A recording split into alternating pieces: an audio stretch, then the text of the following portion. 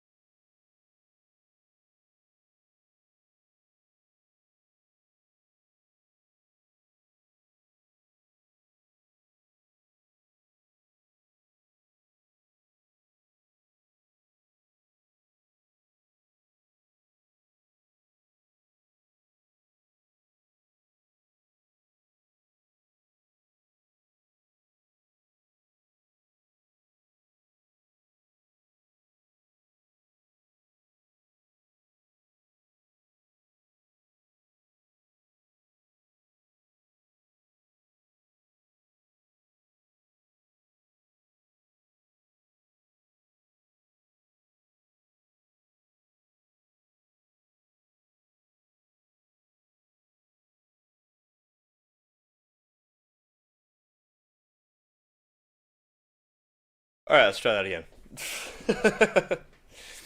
Hold on, Mickey. Let me see if I have that scene, edit scene transition, manage scene collection. You can't import scenes on here, can you?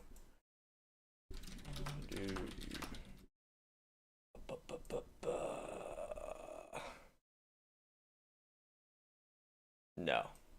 No, I'm not gonna set that up right now. Okay. Alright, never mind. Don't worry about it. Don't worry about it. Don't worry about it. Alright, so let's get a quick poll in the chat. Who all do we have here so far?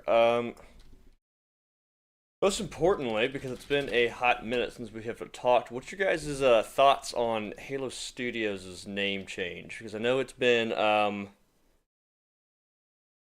let's see, thoughts on...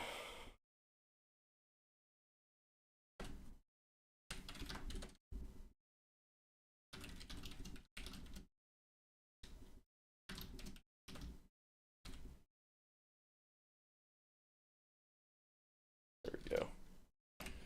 All right, got a poll in the chat for you guys. You guys can interact and go on with that. But what's everyone's thoughts on the whole name change to Halo 343 Industries to Halo Studios? It's an interesting choice. I'll give it that. No spoilers just yet. Something Fox Studios, good to see you. I have a lot of the usual suspects in here. Diego, that's a name I was not expecting to see. What's happening, man? It's great to see you. New name, same shit. Yeah, pretty much. Personally, like the name change. Just wish the logo had a bit more sauce. Yeah, it's a good way to put that. Actually, it's a pretty good way to put that. My thoughts on it are, it's weird because, like, actually, hold on, we have the ladies and gentlemen, classes in session. Everyone, get your notebooks out and your pen and paper. Okay, we're gonna be taking some notes, making sure that we're all on track. And what? Why? Why was that playing?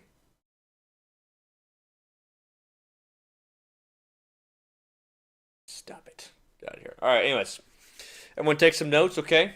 It's important that we talk about the name change happening with 343 Industries and the importance behind it. Okay. All right. Let's talk about rebranding. Pint classes in 2025 more likely than you think. Yeah, that's what I'm saying, dude. Especially on April Fool's Day. No, we don't joke around here. No humor. No humor. Just based on my opinion on the name change alone, no studio opinions with this one. Okay. Now that's different. If you're talking strictly just name change, okay, strictly name change itself, I think is fine. I think it's okay to. I think the name is fine. The idea of rebranding makes sense during their current dilemma, so on and so forth. And at first, I thought, okay, this is a pretty positive sign. I like what they're trying to do here. It's not because of the name change that I'm following suit with it. It was more specifically because they had done the name change in tandem with a massive shakeup with their leadership at the studio. I'm like, that's a huge positive. It's like it's not you guys aren't just trying to get away from the name. You guys have basically internally restructured as a company. At that point, I get it. Good call. What I don't get is almost immediately after this happens, you guys have not only stayed just utterly silent, which is a strategy that works sometimes, but that has also been with um, other debacles that have been going completely against the community. The Dig Site team, if you guys have heard about that at all. In short, though, in case you guys hadn't heard about that, essentially the Dig Site team was the people working on the Halo 2 demo and some more content from the early Bungie Halo games, and they were going in and digging up that stuff and making it playable for people to interact with. It was a fantastic project. Um, well, they weren't being paid for that, and they wanted the team to do more stuff after they shipped Halo 2. In fact, Microsoft was like, this is fantastic. We're loving all the free publicity that this E3 demo is generating. Can you guys do Halo 3 and Halo Reach content next? And they're like, well, can you pay us? They're like, no, we can't pay you. And it turns out, it took them like 40-hour work weeks to get that stuff made and created and put out, and that's also with them already having their own jobs. Like some of them had to quit just because they just didn't have the capability of doing it anymore. Because if you're not going to get paid to do it and you have to spend that much time doing it, why would you do it? So at that point, I don't really blame the Dig Site team. So the whole Dig Site team just imploded. And then there ended up being like, what? Mickey might remember this. I think there was like 80 gigabytes worth of content that ended up getting released from like all the old Halo games, essentially.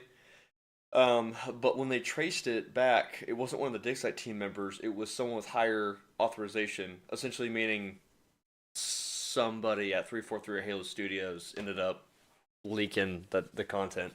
So I don't know, dude. Just until they release a new game, I've got like I'm still sketched out by this company.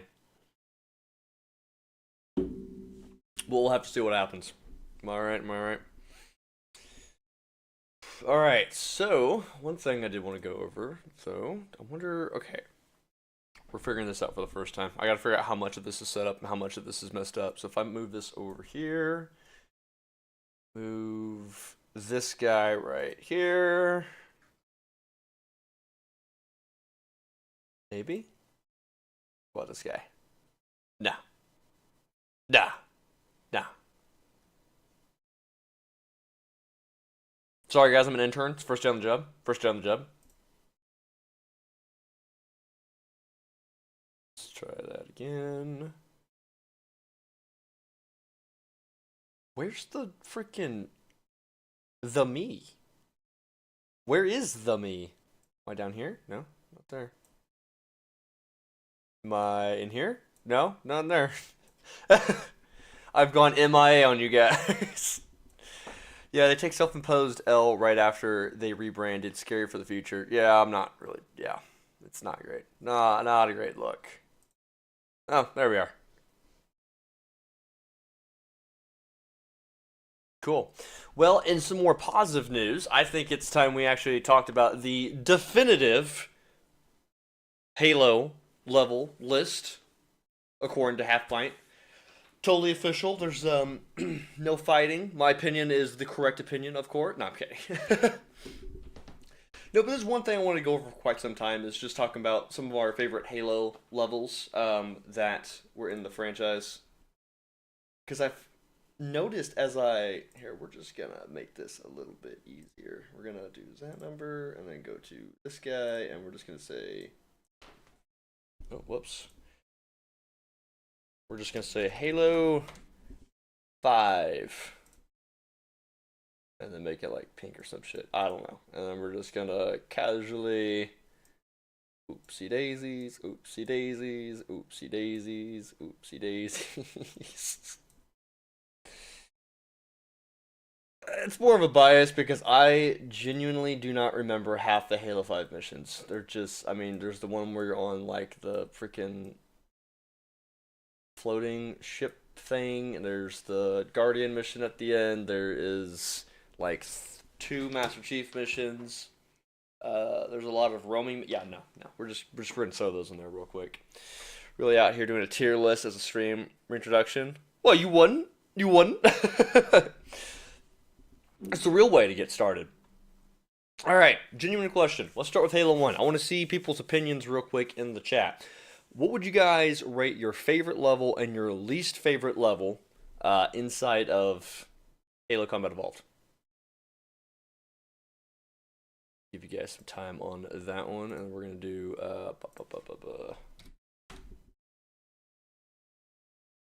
No way. No way.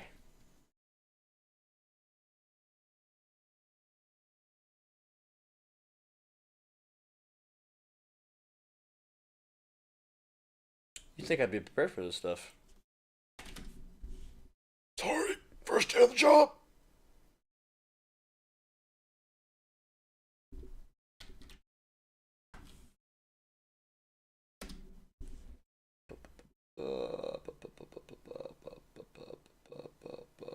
I need that guy right there.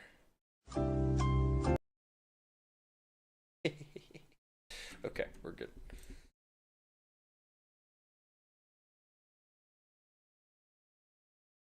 Alright, well, you guys, some time to think.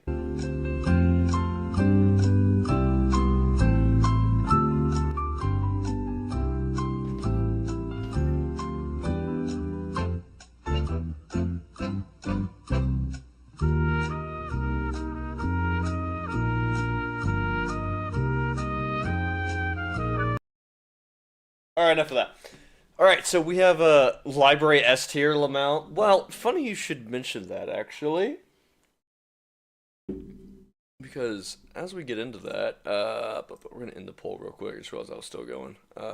That was... Oh, more people on the no than the yes on that one. Yikes, dog. Yeah, that's fair. That's fair. Well, they haven't really shown anything, so I guess that kind of makes sense. Alright, so starting on this real quick, I'll start from level 1 and then go forwards onto this. Honestly, straight up, Pillar of Autumn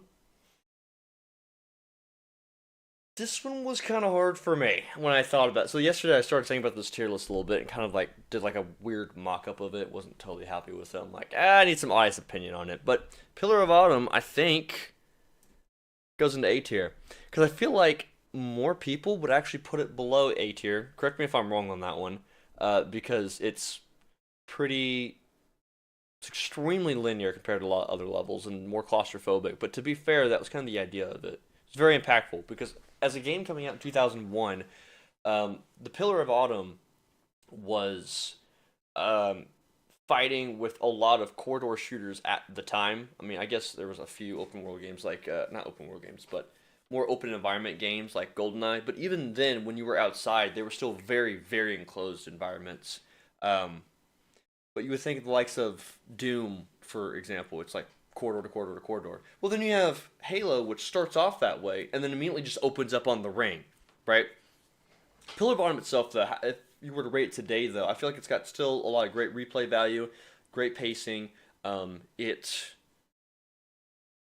did a pretty fantastic tutorial where it's difficulty based tutorialization. You know, it's like you play on normal, you get the tutorial. You play on a hard difficulty, shit's gone, dude. Straight up.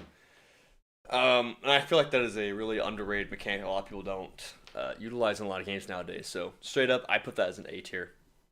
Pillar of Autumn is probably the middle of A tier in my opinion. Yeah, I get that. I can see that. Um, Next is Halo. Halo is a weird one. So growing up playing Halo, I would have probably put it at like C, maybe even D, just because I just didn't like um I didn't like replaying this mission specifically. I'd only replay it just because it was in the middle of other missions. And I think it was because at the time as a kid the pacing was just very long and drawn out. There was all these long stretches that happened between like combat and different segments and such. But obviously as I've gotten older I've had more appreciation for it. But most importantly, Halo as a level is fucking critical. First of all, you land on the ring for the first time, you get the impression that you're on this ring world, especially with the way the skybox stretches open. Um, there's multiple paths you can take, especially towards the end. A lot of just open environments, introduction to vehicles for the first time, and they're pretty well made. Lots of different arsenal is given to you if you're looking carefully enough, like the sniper. There's a couple hidden positions for snipers you can pick up that you might miss in your first playthrough. So, straight up, I'd put an S tier just because it defines what a Halo game is nowadays. I think it did a fantastic job, and nowadays it's a lot easier to replay that mission for me. Truth and Reconciliation. This is I don't know on that one. You know, it's like A or B, A or B. I might do A on that one. Just again, like a lot of the combat evolved missions, I would rate pretty highly because I like the pacing of a lot of these missions.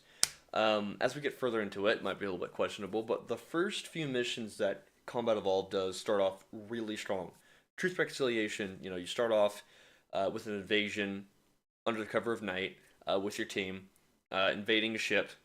Sniper, it's the only Combat Evolved mission that does not have the Magnum. Um,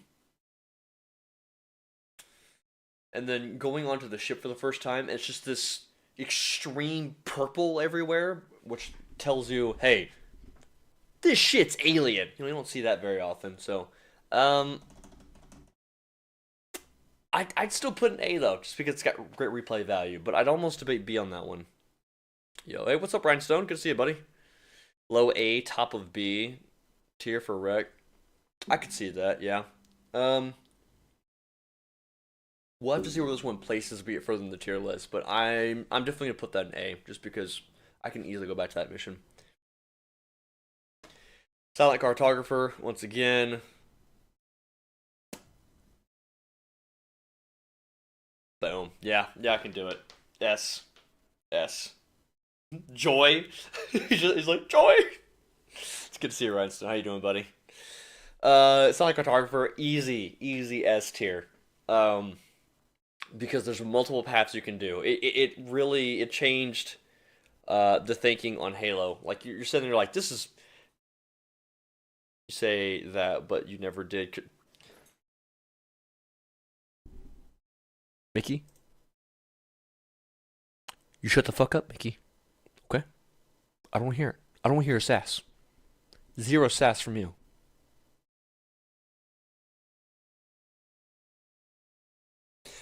Uh, Sonic Cartographer, easy yes. Easy yes. You have multiple routes you can take from the very beginning of the mission. It is damn near open world. Except it's, it's linear. Um, some of the tricks you can do in that game without, straight up breaking the geometry, looking at you, two betrayals.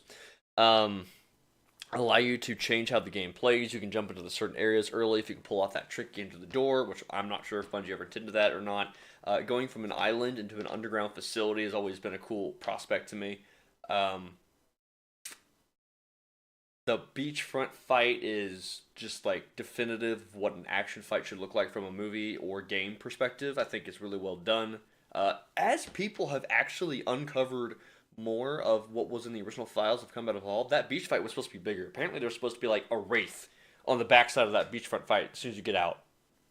Which I'm glad they removed that because that probably would have been awful fighting a wraith on that fight. Excuse me, good lord. So, yeah, easy S tier Sonic Cartographer. I can rave about that for hours on end. Sonic Control Room. I don't know on this one. See, this one I'm conflicted on compared to some other levels because like I could do C and I could possibly do B, but it'd be like a lower tier B. I might do C on this one because yeah, there's a lot to do in this mission. You get introduced to the tank for the first time, but the tank was always slow and sluggish in Combat Evolved. Um, Granted, it was supposed to feel that way. It's supposed to feel like really beefy, but they hadn't refined the mechanics of it, so it's not always fun doing the tank segments. The mission can kind of be long and drawn out. There are some times I've always thought that Assault and Control Room almost felt like it should have been like two separate missions. Um, but maybe that's just because the amount of like repetitive rooms that you'll end up walking inside of. But yeah, I think I'll put that on the higher tier of C tier. It's good. It's got a lot of replay value in my opinion still, but it's got a lot of just particular battle arenas that could have been refined a little bit more. 343 Guilty Spark. I like this mission, but I'd put it on the bottom of C tier. Now, I'm biased because I know where to go. I can follow the path, but I understand that a lot of people back in the day, or a lot of people still don't know how to navigate that mission, which is totally fair because it's kind of a maze. Um, but I gotta give it points for the suspense it did, introducing the flood for the first time when you weren't expecting that in general. Most of Hail City's levels were recycled. Hey, hey, hey. Foreshadowing, damn it. You're right, though. Yeah, I mean, I'll have to give 343 credit where it's due, but it's not one of my favorite levels to go back and replay. I enjoy it when I do, but I'm not always going out of my way. Like, yeah, I gotta play this mission. Let's go. It's a unique environment though, so I'll give it that. So I put it in C tier, easy. To the library. All right, where do you guys think I'm gonna put the library at? I want to get everyone's votes first for the library before I put this down. I'd argue bottom of B because the mission being a maze and letting the player get lost adds to the horror of the unknown. I could see that, Mickey. I could see that. I think my personal bias of not wanting to, not enjoying the replay value of the mission as much is what subjects it to C tier for me. Um, but I think it's a fair argument. I'd say they were different enough at least. I'd agree. I'd agree. Guess I'm talking from like a broad perspective, honestly. Maybe I should be talking broadly. Maybe I should be talking from a hardcore Halo fan. And Ultra Chad. But what is your guys' opinion on the library? I need to hear what you guys think. I need a tier list from everyone in the chat right now. Where would you guys place the library at? Simi Colin, good to see you, buddy. How you doing? Alive? Debatable. I'm not actually Halfpint. I'm the intern. I'm the guy that's covering for him today. So hopefully he'll go easy on me. It's my first day on the job, so yeah, we'll figure it out. Top of C maybe for the library. It's a little too repetitive for my taste. Okay, okay, I can see that. I can see that. Sorry, I got an ad. You got whoa, whoa, whoa, whoa, whoa, whoa, whoa, whoa, whoa, whoa, whoa, whoa, whoa. No ads on my watch. Let YouTube insert mid-roll ads for you? No. How about I do the ads? You let me take care of the ads, YouTube, okay? You back off. Quit giving people ads. Okay. You guys might need to refresh the screen to make sure that goes into place, but that way it doesn't automatically give you guys ads. That's ridiculous. It's a freaking stream. It deserves an A tier for easy, normal, but B for heroic and legendary. Why would you rate it so highly, Mickey? If it were Cursed Halo, it drops down to an E. Oh, yikes. Big yikes.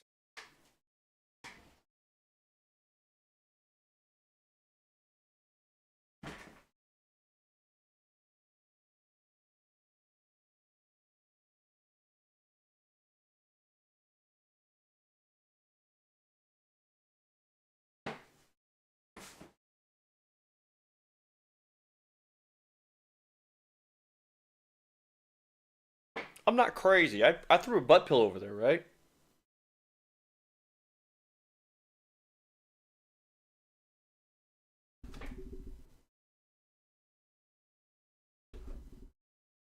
But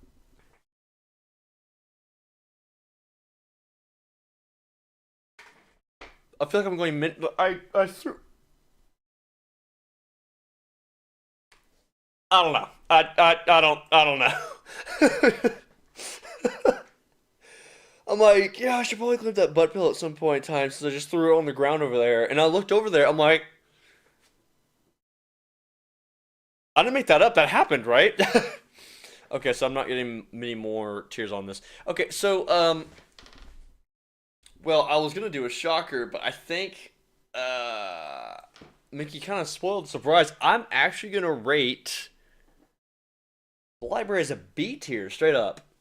Because here's the reasoning behind it. I think number one, I'm biased. I told you this is I'm not doing your typical tier list because I think people have already done plenty of tier lists in the past. They've done their own thing. Um, what? No, no, stream's fine. Okay, there we go.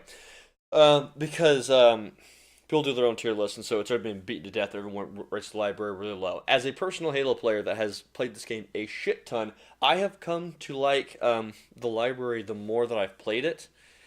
Maybe because it's that abuse syndrome. The more you do it, the more you like it. Or maybe because it's not. The structure of the level is still pretty well done. While the environment itself is very repetitive, I think the gameplay arenas themselves aren't nearly as repetitive. The pacing itself is actually pretty well done. Um, and as I've played the mission more and more, I've come to kind of appreciate that. I've also really liked the idea of from the beginning of the mission, you can see the end. As soon as you walk out that first door at the beginning of the area, um, you immediately there's the icon. You have to get right there, but you have to go all the way up, which you can look up and you can see the elevator, and you have to take that elevator down to get to that central point. So from the beginning of the mission, you're at the end. I always thought that was fucking clever. I always loved that idea. Um, and then just taking those giant ass elevators up in general actually makes it feel like you're properly ascending every time. Um, just turned off. I might need to get some background music playing, buddy. Like Halo tier list or some shit going on here.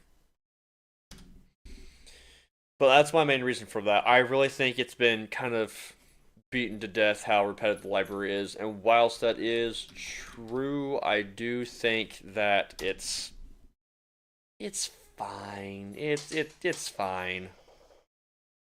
Whoa, whoa, whoa, whoa, whoa, whoa. Turn that down. Do you mind?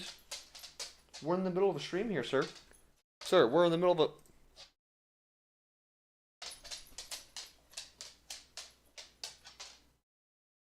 Okay. Yeah. Right now, at this hour, at this time, at this juncture. Can I help you? Alright, go upstairs. Go upstairs. Go upstairs.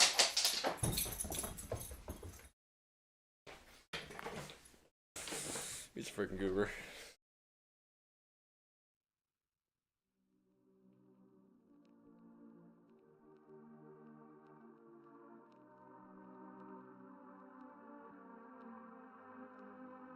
Turn that down. Alright, hopefully that should be good.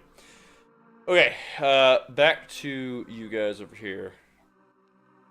Mission further adds to the sense of horror, desperation, and naivety that 343 introduces to the story, while giving that flair that horror modes give, as well as progressing the story.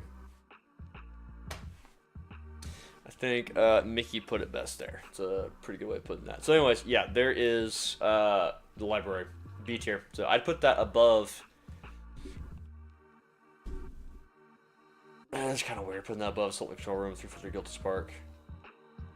But I would nowadays. 2 Betrayals. Why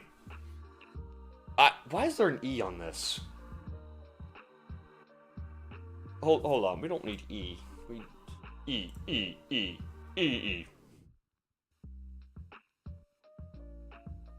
Delete that row.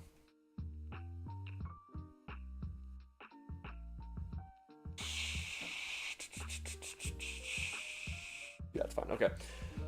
Easy D tier. I wouldn't put an F because I can still play the mission. Still, it's still a good mission. I'm putting it low because I've got personal biases for 2 Betrayals. It was my brother's favorite mission growing up. In fact, I think it might still be his favorite CE mission of all time. Spoiler alert: he loves a lot of the missions that I don't like. I don't know why. I guess just lined up that way. 2 Betrayals is one of his favorite missions, though. And so he would play the dog shit out of it, and I just kind of came to have a disdain for it. But also, it's just repetitive. It's got a pretty good difficulty spike, in my opinion, at least. It's nice how they introduce the factions fighting each other. But at that point, again, it's still the control room backwards. This is where the real repetitive nature of Combat Evolved comes in, or the real reuse of assets comes in, is from this particular mission. I think there's a lot more that could have been done to enhance that mission, but yeah, I'm a little biased on that one. Keys.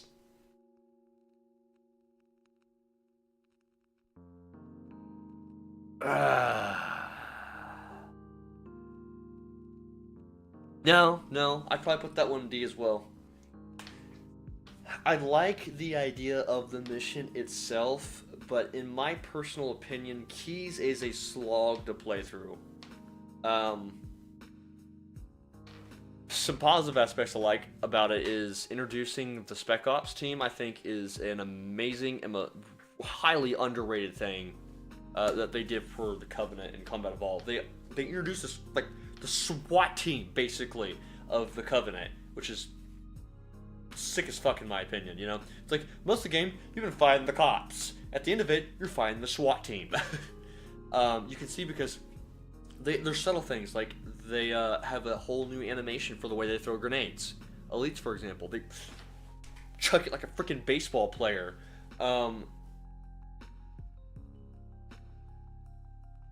Wait, hold on, Mickey. Do Elites in Combat Evolved throw grenades before Keys?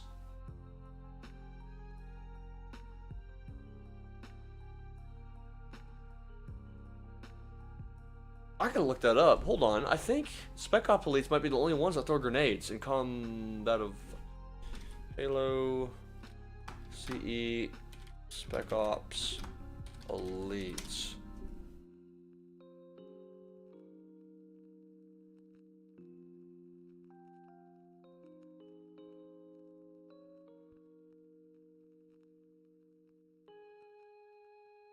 I'm losing my marbles right now. I thought...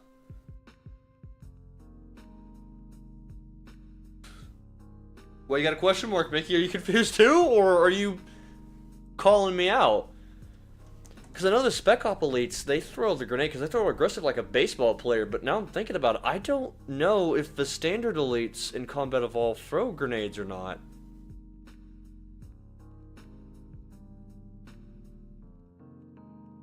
Which I'm not gonna be able to pull it up because it's got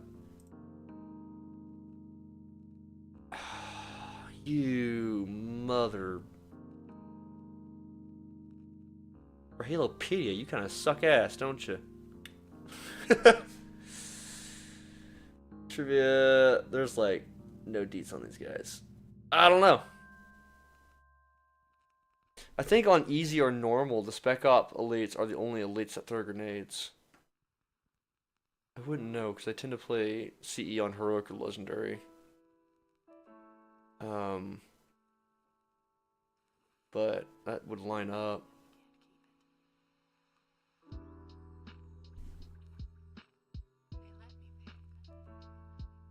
I don't know. I'll look into that later. That's weird. That just like mind blown. Anyways, I just remember specifically Spec Ops elites and how they throw their grenades, and then the grunts are the same way too. And I think all of them throw them faster too. Like as soon as like the grenade, the actual projectile itself leaves their hand, it like increases the velocity like to an insane degree whenever they throw it.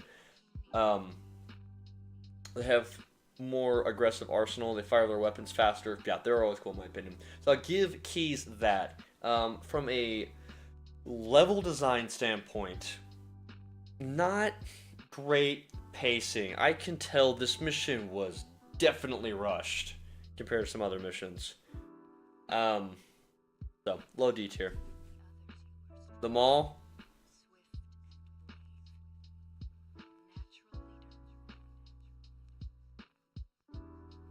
You know, back in the day, I probably would have put this mission at like B, maybe even C tier. But nowadays, I think I'd actually put it above Pillar of Autumn now, just because you fight all the factions. It is, in my opinion, a good example of reusing assets. Re-exploring a destroyed ship that you started the game in, I think, isn't a genius idea just to go in to destroy it. Story points are fantastic. The Warhog run at the end was S tier alone. I think the pacing of the mission is fantastic. It's actually kind of a short mission. I tend to complete in about 12 minutes now. So and you have mostly arsenal at your disposal for this mission too. So yeah, I think the mall is a fantastic finale for Combat Evolved. So I put that top of A tier, almost S, just slips out of S. I guess why wouldn't I put that in S? Because S I consider legendary, but I don't know why I wouldn't put mall under that. Legendary.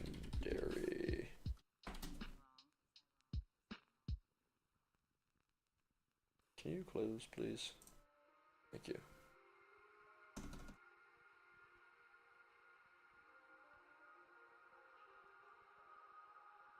F is like all schools on. No. Alright, so there's that. Alright, Halo 2. Alright, thoughts on the tier list so far. Does anyone have any disagreements? At all? If so, I mean, you know. I'm not gonna say you're wrong or anything, but you know, happy April Fool's Day or some shit.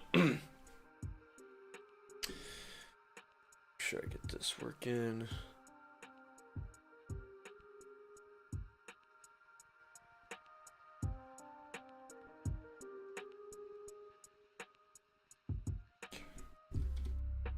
Just a second, guys. I gotta organize. Mall should be middle of A tier. Nah. I think Halo 5 is ranked too high.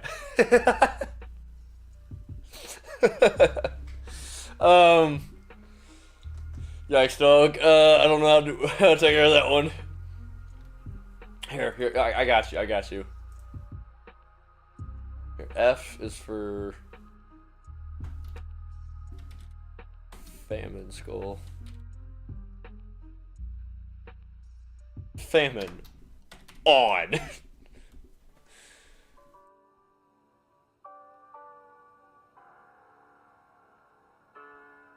Nah, let's keep that as is. Okay, Halo 5.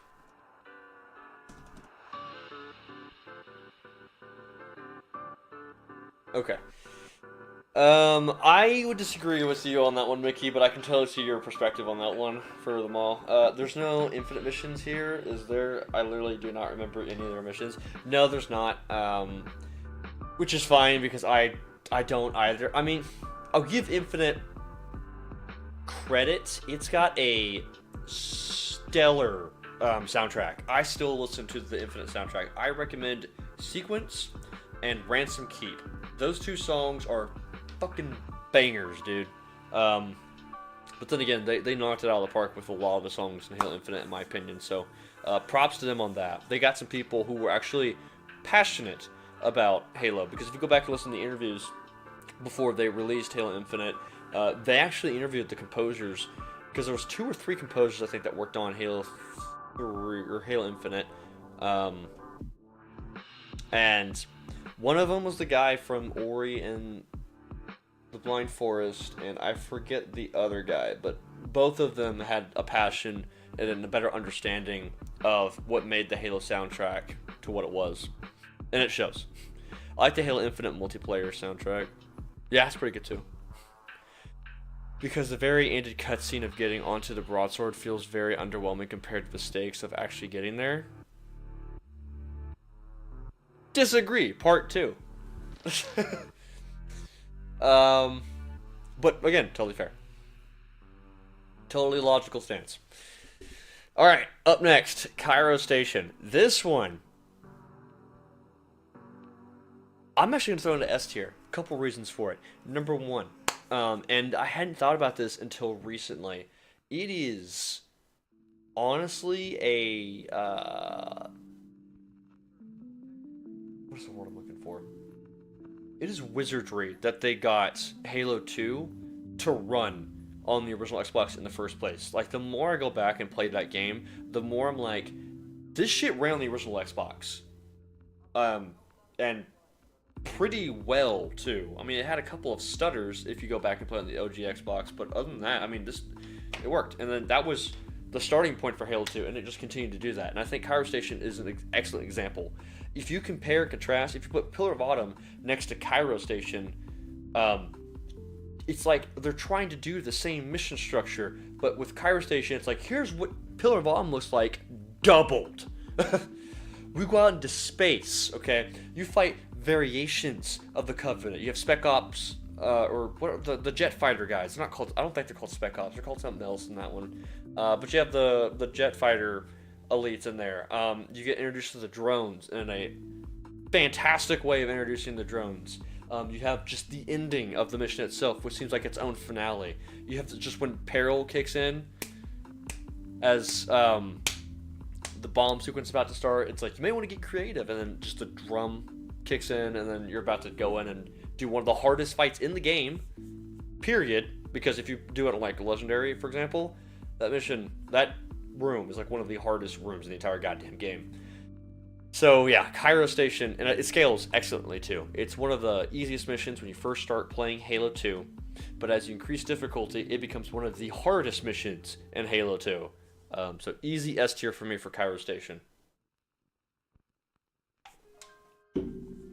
Younger me would have put Pillar of Autumn significantly above Cairo Station though, but as I've gotten more acquainted with it and better understanding of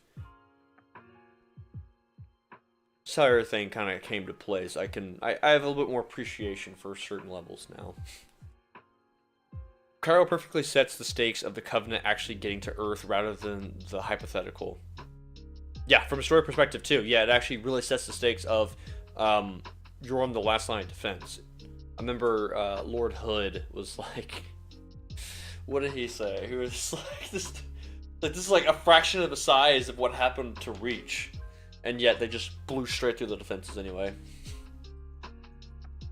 Outskirts. Outskirts is tricky because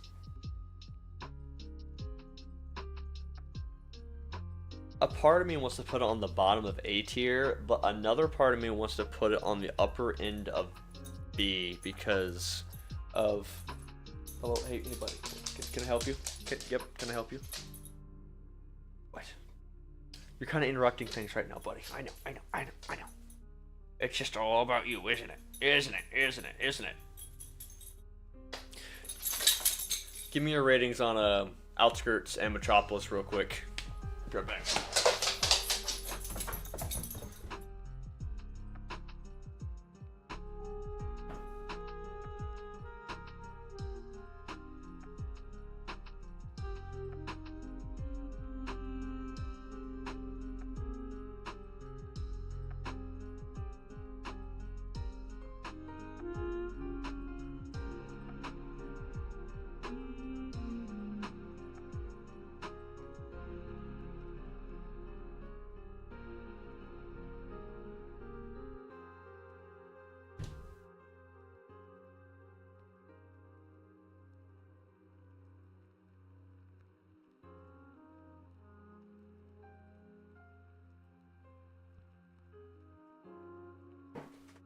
Poor guy's just full of energy. Low C and high D, in my opinion, on Annoying as Hell and Legendary. I think that was when you were referring to Cairo Station. I could see that. That's a decent opinion on that one. So Outskirts, I feel like I want to put on low A, high B. Reason being, like, I like the fact that they encourage you exploring outside of the map. This is always fun.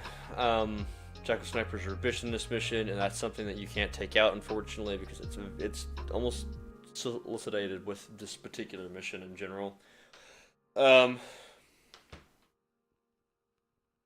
Sure, the skulls are cool. There is, in case you guys don't know, there's actually a really rare skull to get in this game. I think you have to play on, I don't know if it's heroic or higher, or if it's exclusively on legendary, but there's only like a fourth of a chance of it to spawn every time you hit a certain checkpoint. And essentially, when you're first climbing in the rooftops, if you go and find that skull and you collect it, it'll teleport you back down to the roads, and it's almost like this like wave defense thing that you have to fight. A lot of people don't know about it, but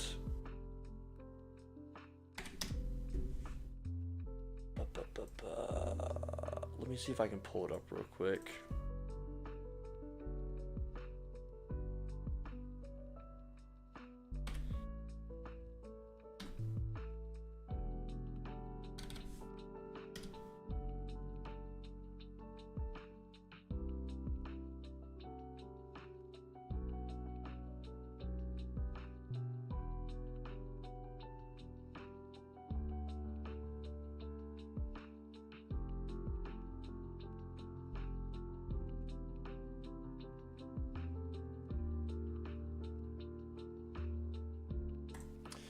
Okay, that's too long to play right now, but I'll go ahead and at least link it in the chat. But if you check out this video by Vengeful Fadam, he goes over the specifics of what made that skull tick and what made it work, and he kind of goes over the skull itself too. It is wild when you think about that particular skull. The fact that when you say it out loud, it sounds like something fake. It's like, well, there's this skull that pops up in one of the hardest difficulties. There's only a chance for it to pop up, and then when you actually get the skull, it actually teleports your character, and there's a bunch of high-ranking elites that you have to fight off. It's so hard. I remember when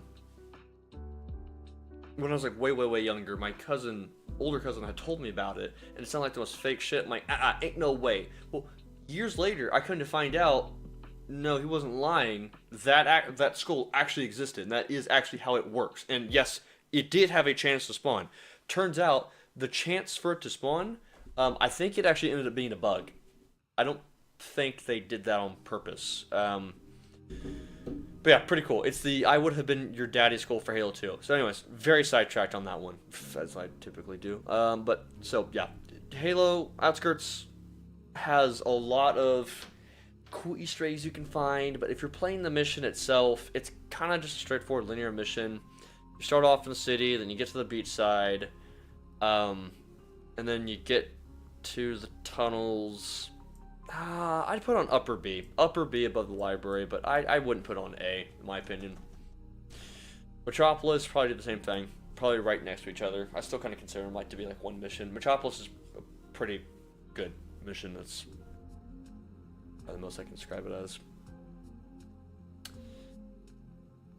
Mid of C, it gives us the taste of urban combat that was promised in the E3 demo. I'm jumping ahead, but Metropolis is top of C because it's gives more of it and the Scarab fight, but it is also watered down.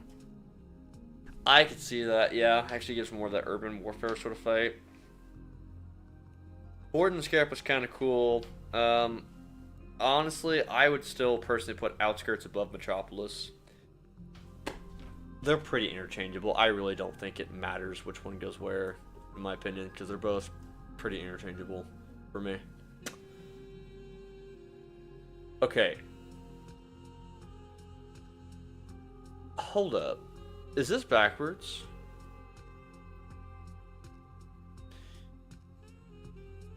That's not...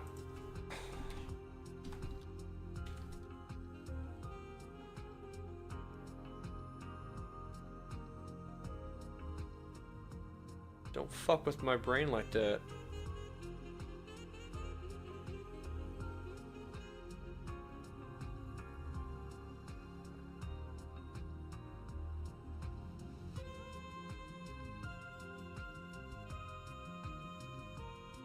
Yeah, it is backwards. He has the Oracle first, and then the Arbiter. Okay, yeah, no. Do not mix those missions up. Those are those ones are vastly different.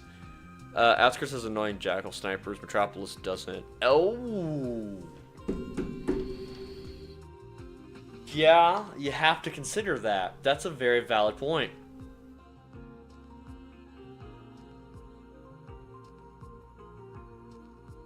Metropolis technically has exploration too. Whatever. Alright, the Arbiter itself. The Arbiter, it's decently paced, but in my opinion, extraordinarily linear. Not super interesting arenas to fight in when you really go back and reflect upon it from a level design perspective and pacing. From a story perspective, fantastic. You blue balls your freaking customers. No, you didn't blue balls them. You surprised them by playing the Arbiter. Like you tricked them before with the Flood, and you tricked them this time with the Arbiter, and you actually getting to play him, which is pretty badass and it's a pretty good build up. So from that component alone, I would boost the mission up. From a playable standpoint, it's not a bad mission. It's just it's there, I guess. I want to put in the bottom of B tier, but I'm just now realizing if I did that, that puts it above Assault and Control Room, and that is kind of weird in my eyes that I did that.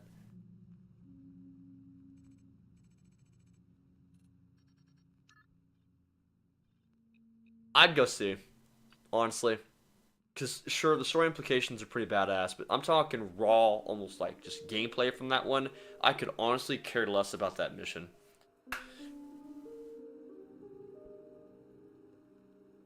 No. Am I a full pint yet, even though it's been so long? Unfortunately, I'm just the intern. I'm the new guy. It's my first day on the job. You'll have to cut me some slack. Apparently, I'm the new half pint, okay? As soon as we get, like, a full pint, you gotta kick him out. You know what I'm saying? When you get the Goss Hog, you... Fine, you're right. Yeah, Metropolis does go above Outskirt. No, what about the exploration, though?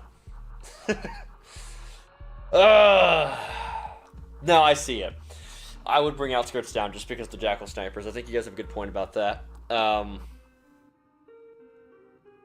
I really just do not care for those tunnel segments in the Outskirts either. Semicorp. Oracle goes down here. Below. Straight down. Just straight fucking down. I'd almost put an F. But...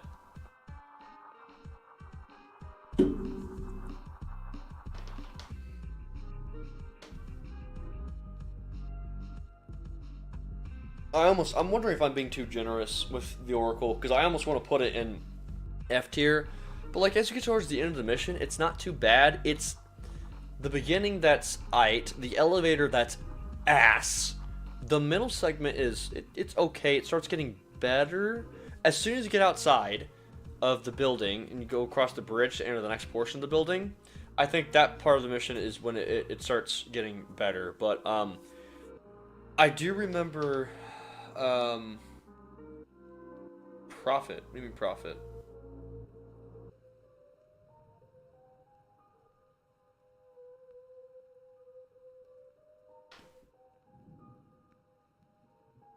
No, that's the Oracle. Um, but it's the ending itself is fine. It's kind of fun. The elevator glitch where invulnerable is pretty cool. The boss fight is not great, but Halo's never had great boss fights. To be fair, for that. Oh, okay. I remember when you're going up the destroyed facility to get to the boss fight, that dark red and black room. If you play that on the OG Xbox, it is god awful to see in there. It's like extraordinarily darker in that room, and so I would sometimes I would have to follow the because me and my brother would play together like all the time when we played Halo. Um, yeah, we ran that Xbox on the ground because the amount of times that we'd play Combat Evolved and Halo 2. Halo 2 was his game and Combat Evolved was my game. But I would end up having to like just follow his like freaking green arrow above his head to find where I was going because it was so fucking dark when you played that shit on the OG Xbox. So I wouldn't put an F tier just because I think the ending of it redeems it and the story's pretty good. This is pretty good, and it's also the introduction to the Flood, I guess. So bottom of D. Delta Halo. Discord. What do you talk, Mickey? Losing his marbles?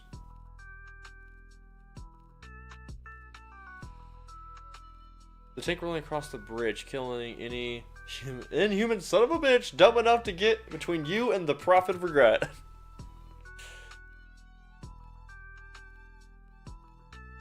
Did it really censor your message just because you put bitch on there? Are you... Thanks, YouTube. Can we not... Community moderation?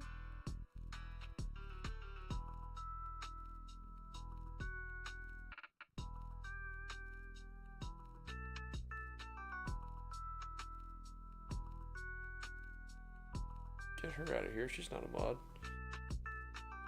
There's a lot of names in here I haven't seen in a long time. I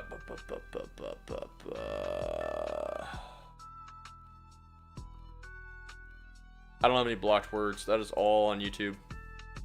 Dang, son. That's a mod, too. Yeah. That's dumb.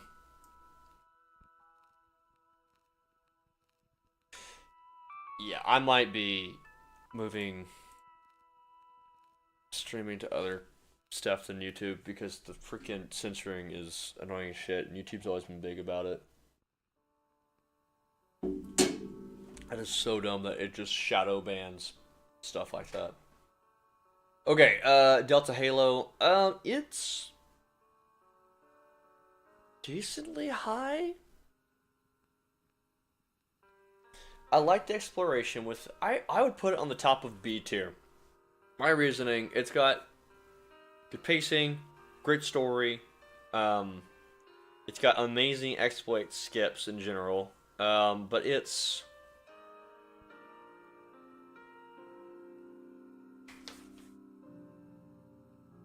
I don't know, there's just like this bogged down feeling I get whenever I play this particular mission. I don't know if it's just because it's a lot of the same, environmental wise, or what it is, but I don't know. I've never considered it to be a top tier mission for me, so I'd put like the top of B tier in my opinion. Twitch, I mean Rumble's been pretty good too. There's been a lot of gaming content creators who've been moving over to Rumble as well. I also just like the fact that their big thing is like they just do not want anything to do with any sort of censorship. That's like their main thing they want to stay on top of. I'm like, I can kind of get behind that. I have to do more research on them first because I don't know a lot about them, but it's one of the first sites I've seen a lot of people navigate to and they can do their gaming on there and they still get a decent amount of views. So, but again, there might also be Twitch. Twitch, the only reason why I'm reluctant on it, and the only reason why I've been doing more research on other sites other than Twitch, is because Twitch has also been self-destructing itself. Like, all these sites have kind of been just shooting themselves. It's ridiculous. Delta Halo is A tier through and through. You get everything. You get away defense, Warhog play, tank play, stealth, and the honor guards at the end. I mean, true. I don't know. I just. Who the fuck is calling me now? Good lord, it's one stream. Spam, get out of here. Leave me be! Okay, yeah, I put that on the bottom, or top of B. Just slips out of A in my opinion, but Regret, though, I put that one in A. Not just because pacing, but because of, environmental exploration. Going underwater is one of the coolest fucking things in my opinion, the way those segments are done. And again, every time I go underwater, I'm like, this shit ran the original Xbox. They made that work, which was impressive to me. You get that cloak segment at the end of that temple. The hunter introduction on that mission is so well done. The gondola fight on that one's pretty cool with, I think on harder difficulties, you actually get a Banshee on that one. You get the jet elites on that one as well. Infiltrating the area where Regret is, which, although it's not really a great boss fight, I always thought it was a fun boss fight. So I personally always put Regret above Delta Halo in my head, just because I love that mission a lot more. Sacred Icon. It goes to show that the Blam engine is still the best engine to use if you do the maintenance to maintain it. Let me tell you, man, I have actually thought about making some levels inside of the Blam engine. I think Combat Evolved would be pretty fun, especially now that we have the dig site assets available. I think it'd be pretty cool if I made like a kind of like, I don't want to say hero shooter, but like a loadout based shooter where there's like a heavy, a medium, and a small class, but you can change what weapons that they use, right? So instead of, you just pick, you want to be kind of close to the finals, you know, you pick your weight class that determines what health and gadgets you get, right? But you still customize a lot of that itself. And I kind of want to do something like that with like some of the dig site assets, because you look at some of the Spartans, I'm like, I can see that as like a heavy Spartan. I can see that as like a light Spartan. And you see the weapons, like give like the chain gun to the heavy guy, and then give some of these smaller weapons to some of the other guys. It'd be kind of cool. But yeah, every time I step into that freaking Blam engine and start using Sapien, it is crazy that they built an entire game using that. It is wild, dude. Especially, we have gone really far with today's technology when it comes to game engines. Unity, Unreal, Godot, whatever you look at, those ones have evolved a lot since the engines back in the day.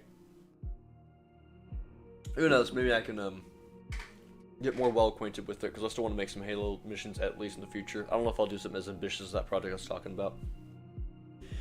Sacred Icon,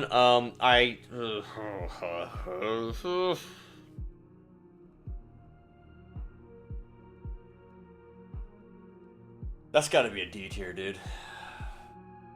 Fucking D tier. The problem with this mission with me is it's,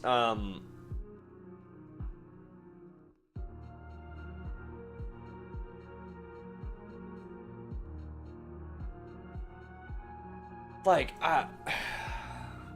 one of the reasons why I almost want to put it on C is because it's got some beautiful segments. When you take that gondola and Sacred Icon to get into that library segment, and you have that phantom floating above you, and you got the music hitting just right, it is a beautiful segment. But as soon as you start playing the level itself, it is just walking through a pile of shit. I do not like this mission. I would still pick it over the Oracle any day. So, in that regard, I wouldn't put it in F. But it's not great. It's not great in my opinion. Yeah, not much else to say on that one. Quarantine Zone, I've got a personal vendetta against this one. I think quite a few people like this one, but I would almost put that one bottom of D tier because personally, that was my brother's favorite mission, just like Two Betrayals was. And he played the dog shit out of that one, and it was dark, again, especially for the original Xbox. It was kind of a difficult mission, but yeah, I don't know. There's not a lot I really liked about Quarantine Zone that stands out to me as moments to enjoy. I also feel like I got really underutilized towards the end of the mission when you ride that gondola. I almost felt like that gondola segment should have been shorter so that you would get to the end faster, and then they should have added more at the end instead of just the dead bodies. But to be fair, they were more focused on racing the humans to get to that icon first. The Quarantine Zone I put in D tier, but I'd still put above the Oracle. Oracle I'm about to put in F, honestly, dude. Gravemind.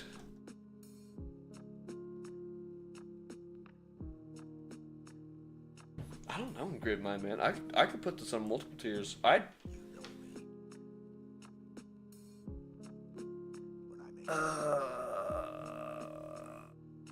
Maybe B tier on that one. Quarantine Zone should be in low C, to be honest. It demonstrates the badassery that the elites display, and in contrast, the more reserved nature that the USC would display.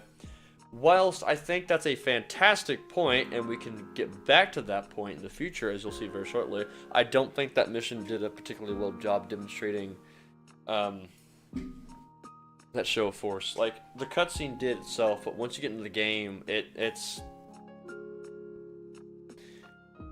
not fun in my opinion. A lot of the environments are very samey. I feel like if that mission wasn't nearly as dark, they really could have played more into the environments, because it took me a couple of years to realize, and granted it could have been because I was younger when I first played that content, you know, as you get older, things look different, right? But you're inside of the Oracle, or the Sentinel making factory that was in the beginning of Sacred Icon. And when I had realized that, my mind was fucking blown. You go into Sacred Icon. I wonder if I can pull this up.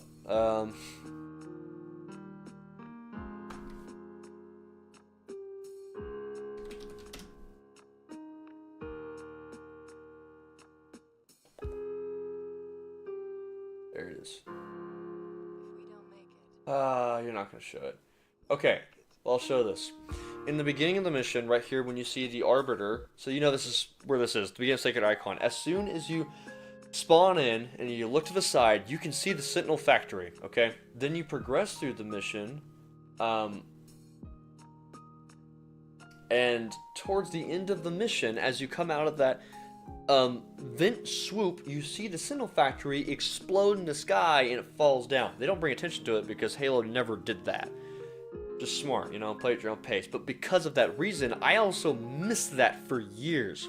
I didn't know that shit blew up. But yeah, that little Sentinel factory in the sky blows up and it falls down and crashes. In Quarantine Zone, you're walking through that factory as it's destroyed. But I hadn't realized that. I don't know. I feel like if they kind of just added more things to contrast inside the mission to really appeal to the not level design, but the environmental art a little bit more, to make you realize that you're walking through a facility that fucking just blew up, that you saw in the last mission. That shit's cool. But that's a lot of what ifs. But anyways, Quarantine Zone, I have a pretty big personal disdain for it, I should say. So that's why I have it rated so lowly. You know what? No, I'd keep it down. Up.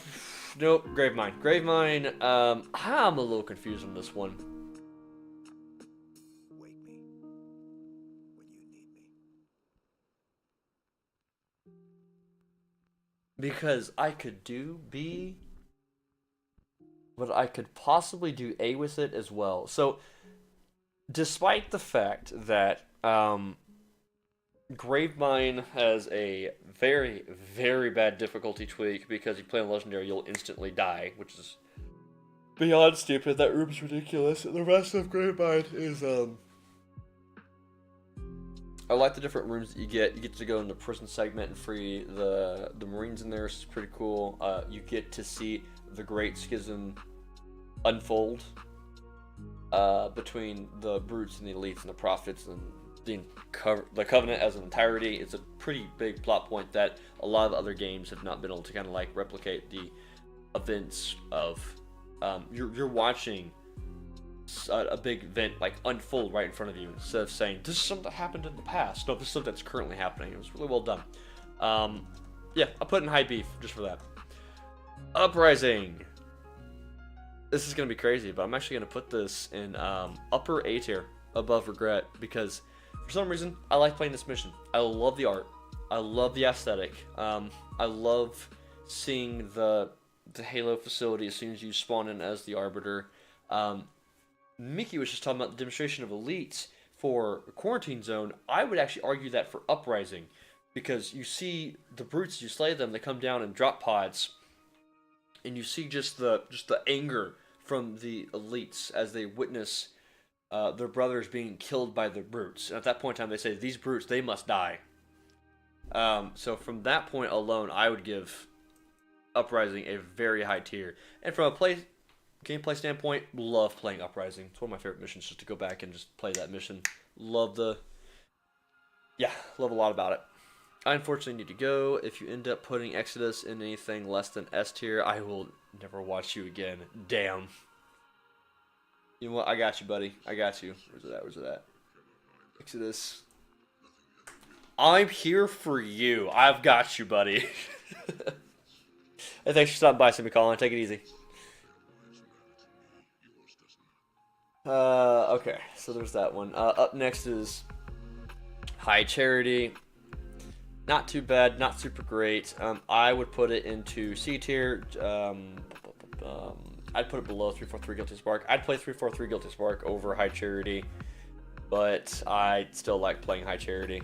It's not terrible, it's just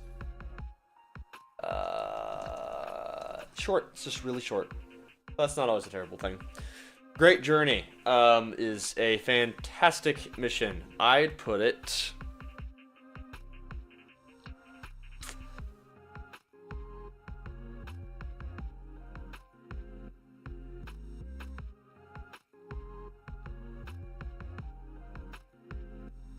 This one can be subject to change, but I put it in upper A. You get a good balance. I'd almost put that in S just because how legendary it is. Well, I didn't do that for the mall though. I'd almost have to move the mall up to S as well if I did that. The fight with Tartarus is probably one of the best boss fights that Halo has ever had in general, because Halo has not been known for its boss fights, but the Tartarus boss fight was pretty good. Being able to help Johnson escort this Scarab is a pretty badass sequence. Having him blow the door wide open for you to go ahead and walk in. Find your way there in the first place. You know, working with elites after you regroup with Halfjaw to fight through to get there. Working with the Hunters is pretty cool. And then you have... feels like you're like steamrolling brutes, but in just the right manner. You get to free a lot of different elites from the prison area, you get to free more hunters, you get to free council members. Man, I don't have a lot of complaints about Great Journey. I'd almost rate that higher, but it'd be weird putting that above Pillar of Autumn.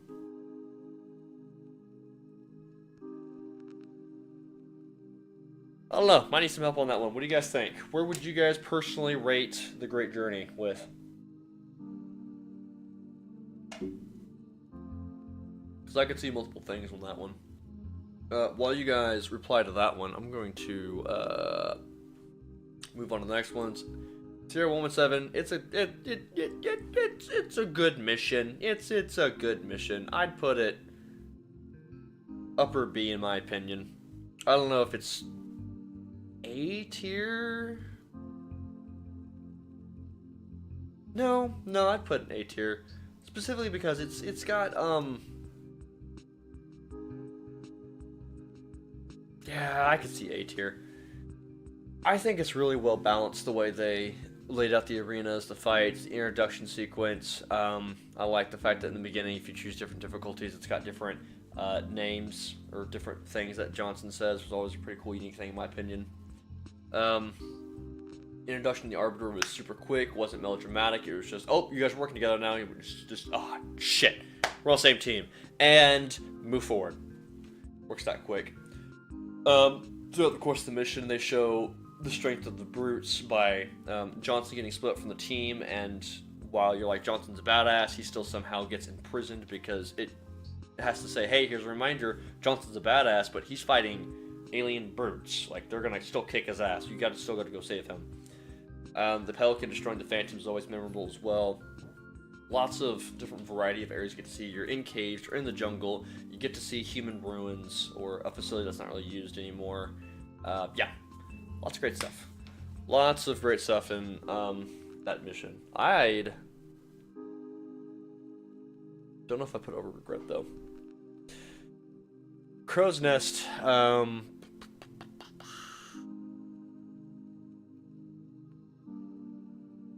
I put it in lower B. It's good. Not a bad mission, but the problem with it is it's just a lot of...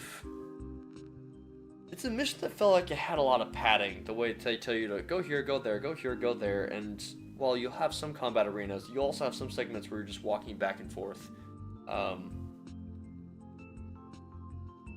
mean, overall, it's a great mission. It was just kind of just long and drawn out, if I'm being honest. Salvo Highway, I would not put very high. I'd put maybe above High Charity, but below Guilty Spark. I would rather play Guilty Spark than playing Salvo Highway, just because it's just Salvo Highway is it's filler in my eyes. I've always seen that mission as just a filler mission. Again, not bad, but just not great. Storm's pretty good. Where would I put the Storm?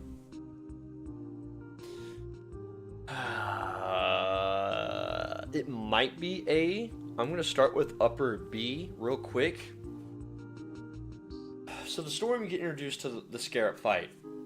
Fantastic, amazing. That alone should be A tier. Pacing is good. It's a pretty quick mission for all the right reasons. The invasion that you get of that's A tier. It's A tier. In fact, I'd probably...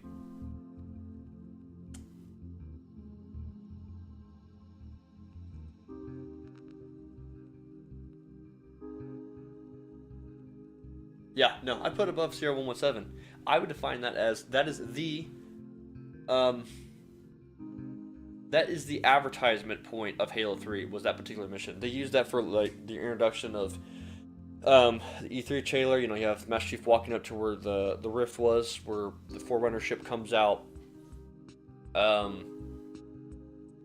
But also, there's other trailers that was used as well for that particular mission, because, like, you see the fighting on Earth that is occurring. You're talking about, like, the urban streets that occur when it comes to Halo 2. This kind of goes back more to that. What's going on, buddy?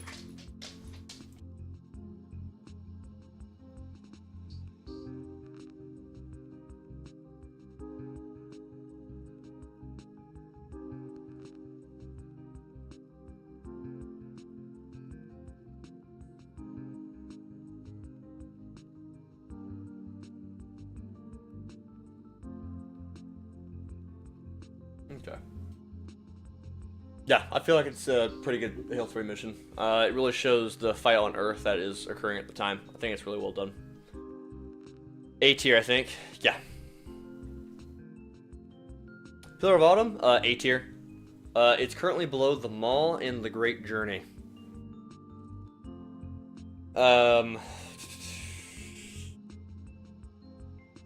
Yeah, we had some reasons for that one specifically. It's like, when you go back to it, it's got pretty good mission structure, but I mean, it's I think it just slips out of S tier though in my eyes.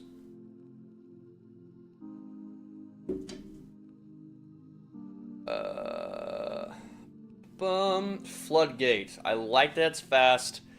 There's a lot of problems I do have with Floodgate. I would actually put Floodgate under the library. Bottom of B tier. So I like, from a story standpoint, you're going from where you start in the storm and you end up inside of the Covenant ship that crashed. That prospect is badass, but you could also totally tell that it was rushed and it was changed to some regard. I don't think it was supposed to be that short, or maybe it was supposed to. The floodgate itself was supposed to be longer outside of the ship, and then once you got inside the ship, it was supposed to be its own mission called Floodship or something like that. I have to go look through the files again and see the way it was set up. But either way, the floodgate that we got,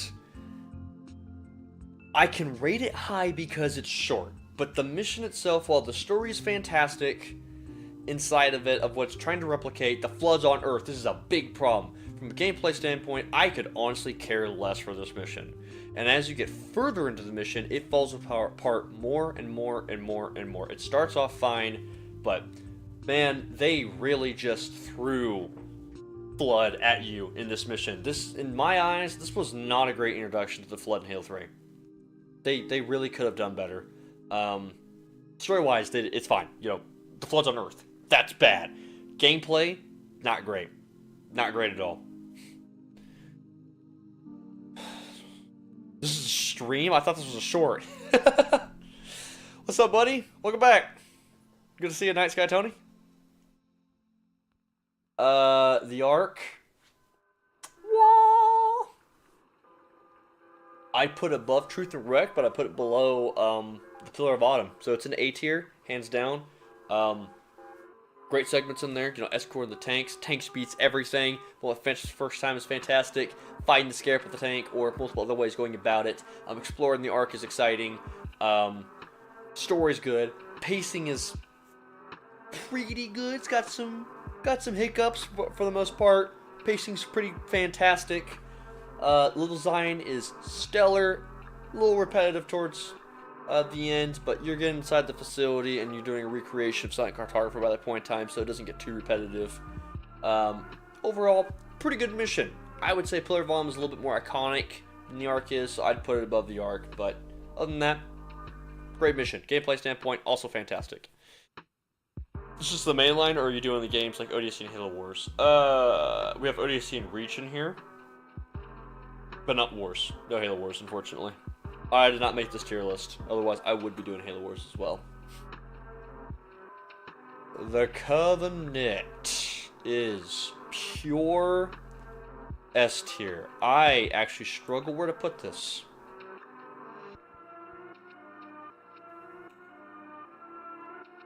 You know what? It's fitting.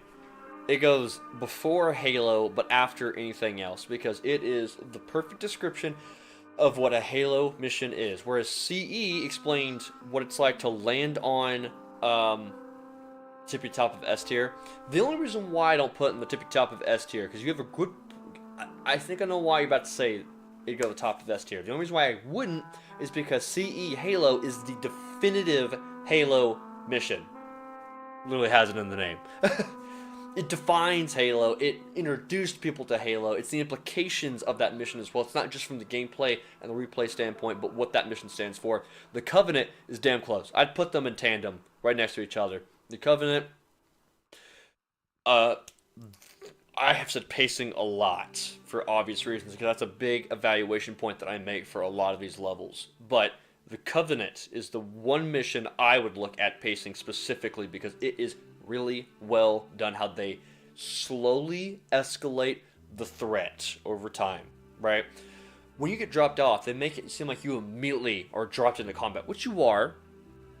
It's well made the way they do it, but they still make sure that you're in safe cover points the entire time as you're pushing forward. It's really smart.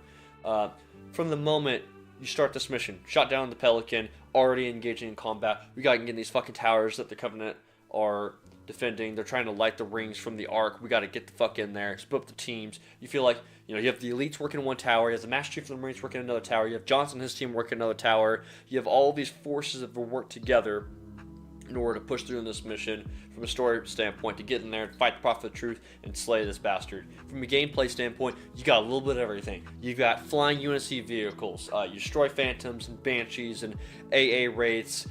You fight two scarabs at the end. It's beautifully done. You go from a sunny day and it slowly gets to sunset as you get further into the mission. You have multiple ways of taking out those scarabs. It's more of a choice thing, honestly. The bridge segment as you're fighting towards Prophet of Regret, that really could have been a final fucking mission the way that was done when you find that bridge, but it wasn't the final mission. You work with the Flood in here, one of your ultimate threats is now working with you. The whole galaxy is all working together to stop the fucking rings from lighting. Beautiful mission. Beautiful mission. Easy S tier. No contention. No questions there. I only put it below CE's Halo because of legendary status. I was chilling a few weeks ago. It was like 2 a.m. My music put on the Floods theme from Halo 3. Scared the fuck out of me. Yeah, I can see that. Covenant's the climax of the story that's been built up over the course of 3 games. Again, the peak gameplay loop. Halo is the epitome of introductions, but Covenant is the Halo mission in my opinion. I can see that. I can respect that. Which is why I'm right, you're wrong. Anyways, next mission. That's why you should make your own video. Wink, wink, Mickey, or stream. Wink, wink. Because I'm missing my Mickey content. Cough, cough. Just giving shit, buddy. Cortana. Cor-fucking-tana.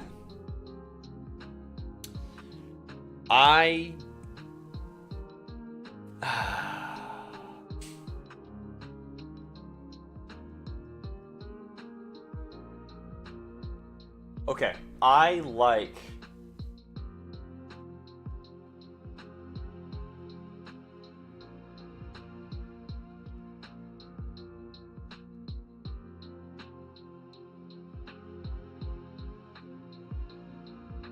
I'd put it low. I'd put it above Keys, but I'd put it below 2 Betrayals. Because I like what the mission stands for.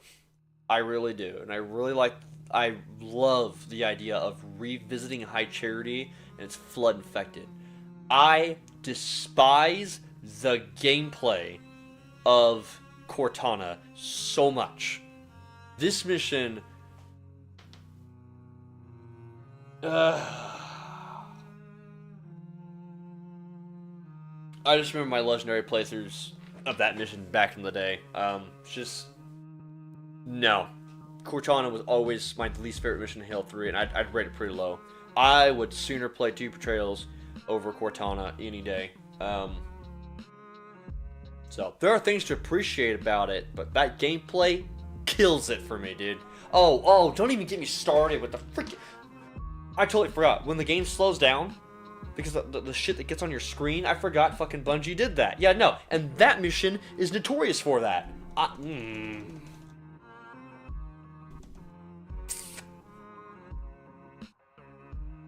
No, I'd still keep it there. Yep. I still need to go back to my Master Chief Collection Legendary run, but I got to Jackals in Halo 2, and I get distracted after dying 30 times. Yeah, I can see that. I can see that. Did the Dream PC build ever properly come together, by the way? What the fuck? Verifying it's you. To continue, we need to confirm it's really you. This extra layer of security helps keep your account safe. Brother, I'm streaming right now. What do you do?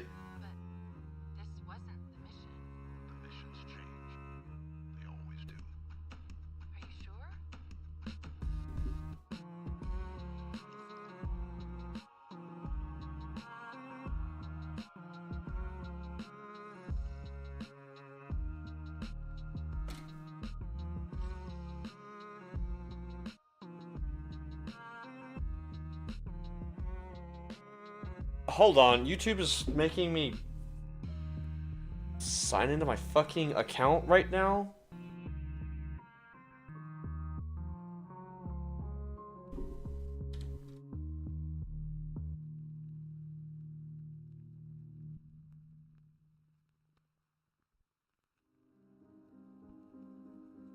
Brother, that's my password.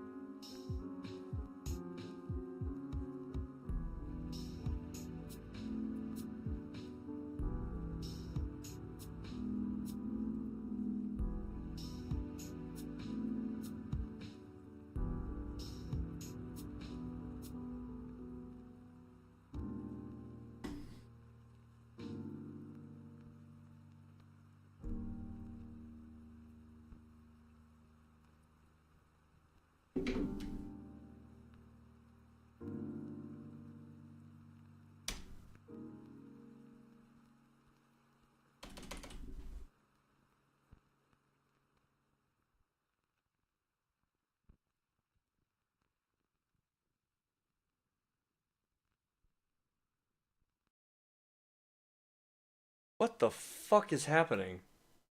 What the heck is fucking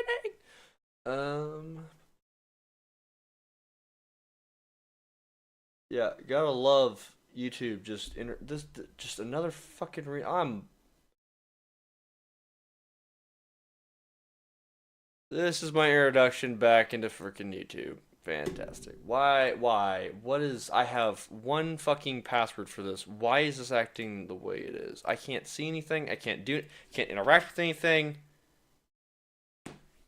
Look at this shit. Look at this shit.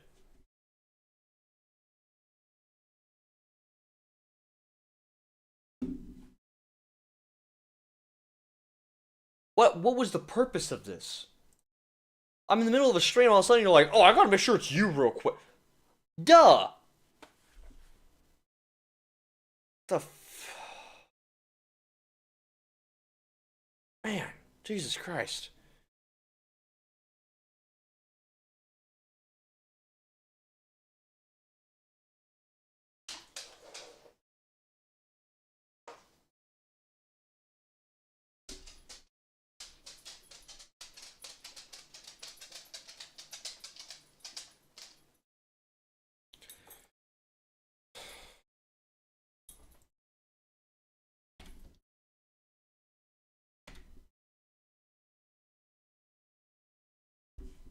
Am I crazy? That is my password. I am not crazy. Why is this not working? I don't have another.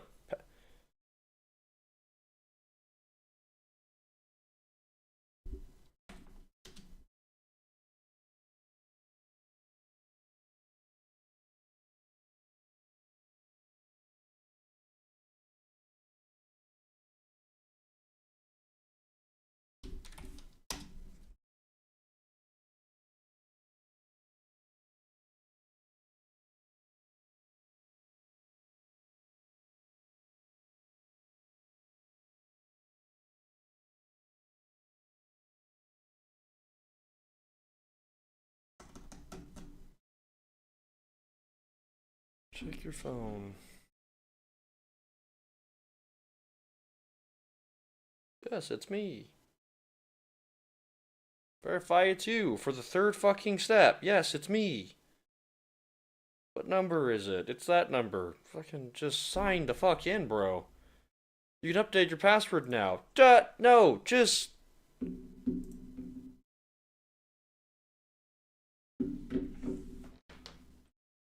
What just happened?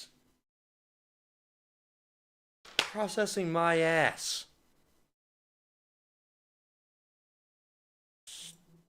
Stop it. Refresh the page. You're fine. No more of this. Quit. Okay, I think we're back. Okay, YouTube, suck my ass, dude. That was.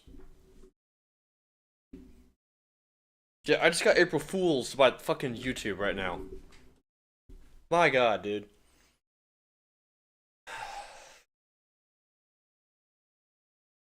I was creaming over the leaked files of what Cortana could have been, but since I'm a story dweeb, I can't, in good faith, put it in any lower than C. Yeah, if you look at it from that standpoint, because it was, let's see, vastly different. The entire like final act of Halo 3 was supposed to be different. It's easier to die repeatedly when it first released. Now that I have 1,000 plus installed on my Xbox, it is much easier to get distracted and go elsewhere. Man, I wish I could get to show you, but yep. Yep. Can't show any of the old content anymore. I was lucky enough to see a lot of the content that got leaked before it started getting copyright striked by fucking Microsoft. Like, Jesus Christ, bro. Like, don't you guys have other things to worry about, like making good games? For fuck's sake. It's just an elaborate April Fool's bit. Man. Alright, I think we're good. YouTube is just being stupid. Let me make sure everything's still working. Um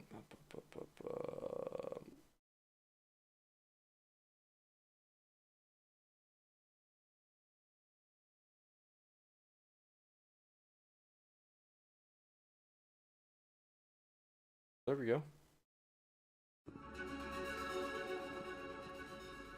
Okay. This is a test super chat message. Shut up. Be quiet. Um, is everything else still good? Yeah, we're fine. All right, cool. Let's get that going.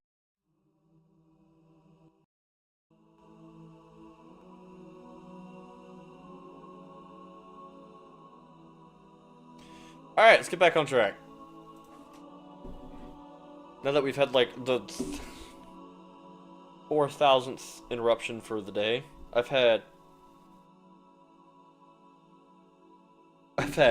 phone calls, dog distraction, YouTube trolling me. This is literally April Fool's Day today. Straight up, dude. This is ridiculous. I need like a proper troll at this point. Okay, Halo, the final mission in Halo 3. I can't in good faith put this above the mall. So in that regard, I almost want to put the mall in S tier because of that fact. Because Halo, the final mission is fantastic. It's really well done. Boss fight's not great, but, you know, it's not new for the Halo series. The rest, it's not like it's hard, though. It's really easy. I think...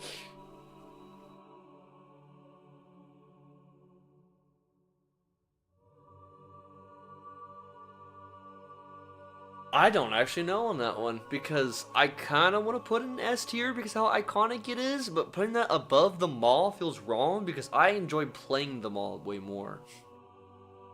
What's up, Bubba Joe? Good to see you once again, buddy. How's everyone doing today? Good to see you still around, Pint. I was just thinking about you like a week or so ago. Nice. Glad to be staying alive. I have good news, but we will wait until after the tier list to give out the good news if you guys stick around for it. I'll put it,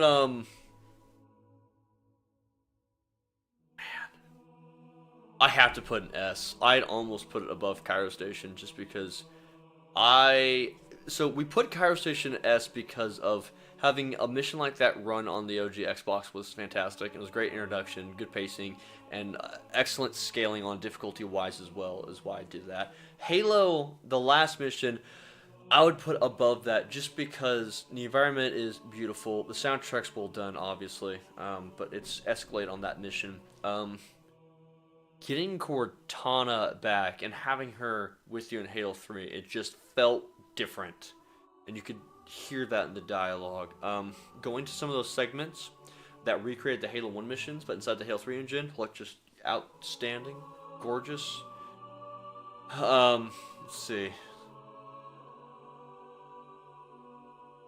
Scaling the tower itself, the control room, was awesome. It's a lot of fun. It's a nostalgic throwback, done in all the right ways. Having the Sentinels help you and then immediately turn on you was hilarious. Having Johnson aid you in one final fight.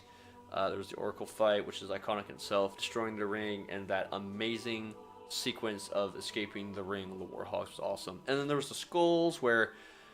Or not skulls, but there's challenges you could do where if you had 4 buddies playing on Legendary, then it would spawn like 4 choppers or 4 ghosts, and you guys could all do that for the Vidmaster Challenge. Such a cool fucking thing to do. Yeah, it's fantastic fucking mission. I have to rate that one into S tier.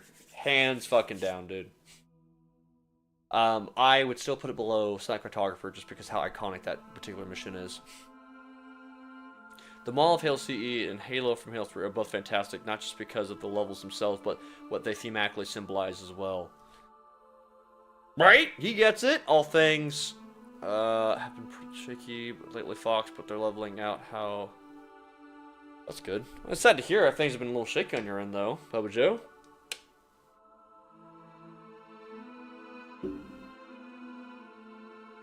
You... graduated high school?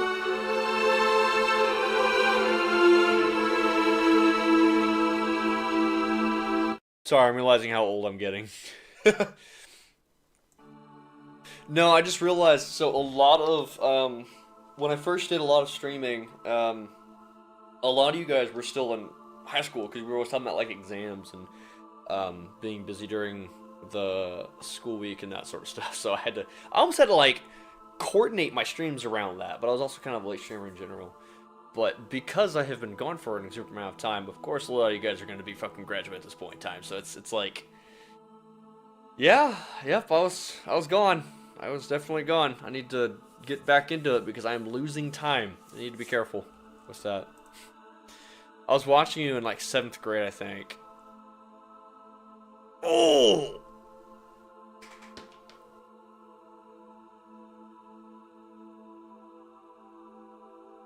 What do you mean? Hold on. Cursed Halo was in December of 2019. It was right before COVID started. So it would have been 5 years ago. If you just...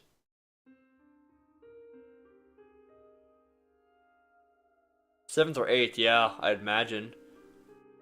You said you just graduated? What, did you like a half semester this year, or did you graduate last spring? God damn, dude. Yeah, it has been. Yeah, because so I did Cursed Halo 2019. 2020 was a big area for that. I left at the end of 2021 because I did college starting in the spring of 22. I graduated in the spring of 24 last year. Only because I super crammed everything. I actually graduated with, I ended up graduating with like 2 degrees. I got my gen eds done, because I thought I was going to get a bachelor's, but I might not end up going to university. I might not need to, honestly. And then I got my game design degree, which is the main one. I was doing both at the same time. So I was taking... The main reason why I wasn't streaming to you guys or making videos and that sort of stuff is because, one, probably because it's just pure laziness. I really could have done better. But also because I was doing all summer classes, and I was doing, like, 15 credit hours for most of my semesters, with one of them being 18 credit hours. That last semester was 18 credit hours. It was insane. I do not recommend doing 18 credit hours. Ever. It's dumb that I did that.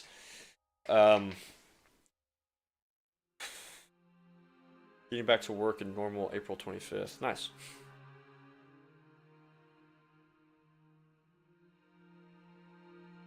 Congratulations, Fox. I played Gears of War 2 with my dad and his kid. The kid now has a child. Man, yeah. It's gotta be rough. That's gotta be rough. Time keeps on slipping into the future.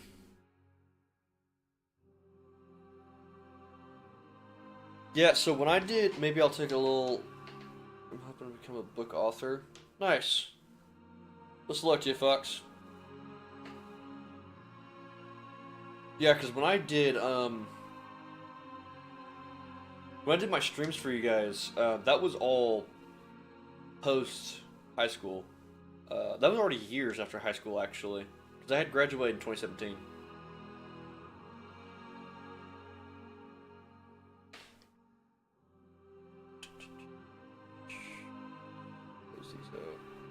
Okay, get back to this.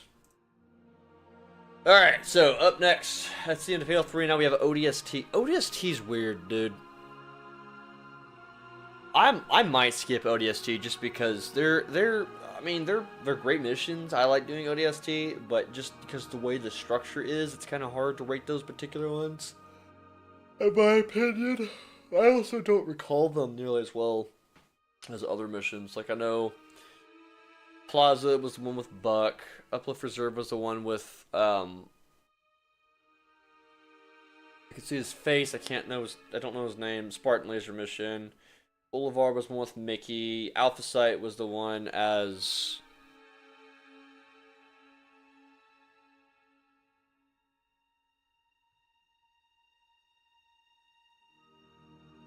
Who was that? Because you were regrouping with your team around that time. I don't remember who you played, though. You just set the bridge off and then had to go defend.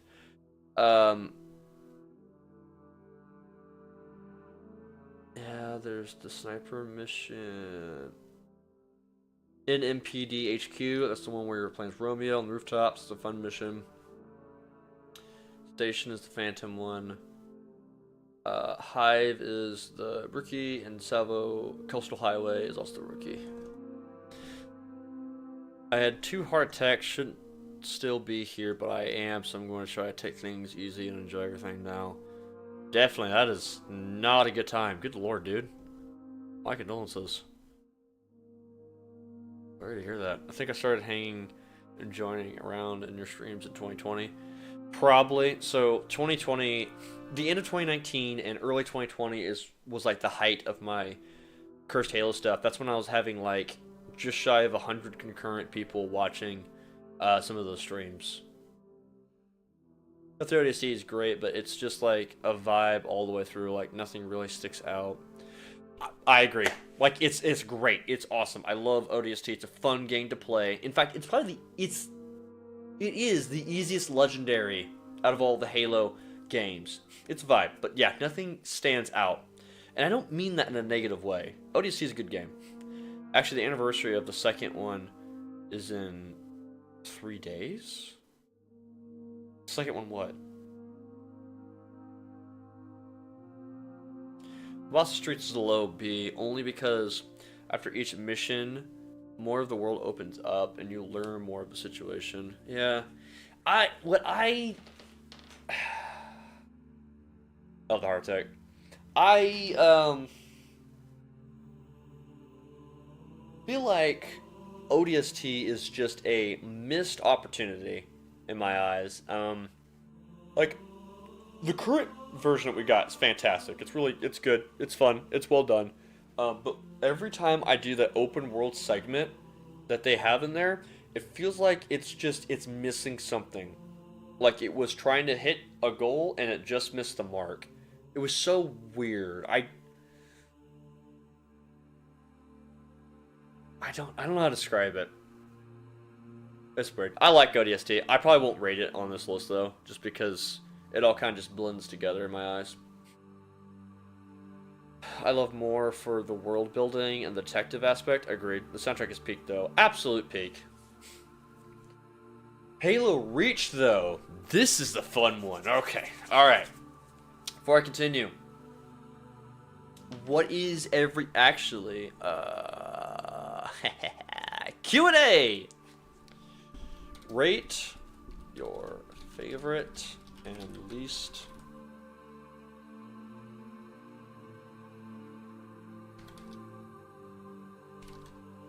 okay.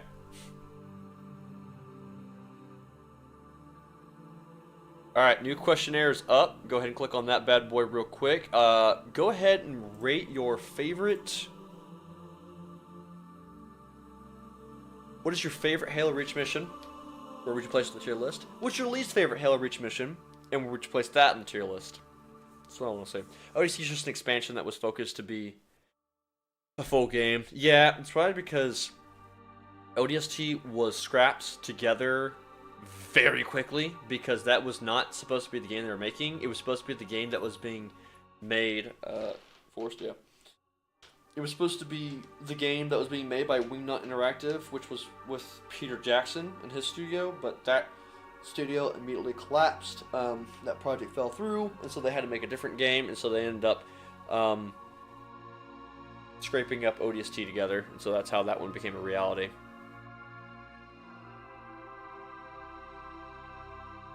Fun stuff, though. Fun stuff.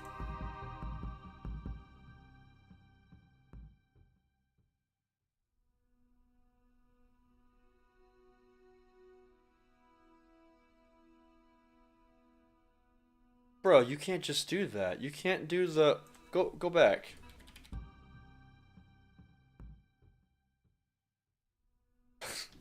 You hear the drums start to kick in, and it goes... Psych. Halo. Farthest outpost. No, I need the full song, please. Try again. Try again.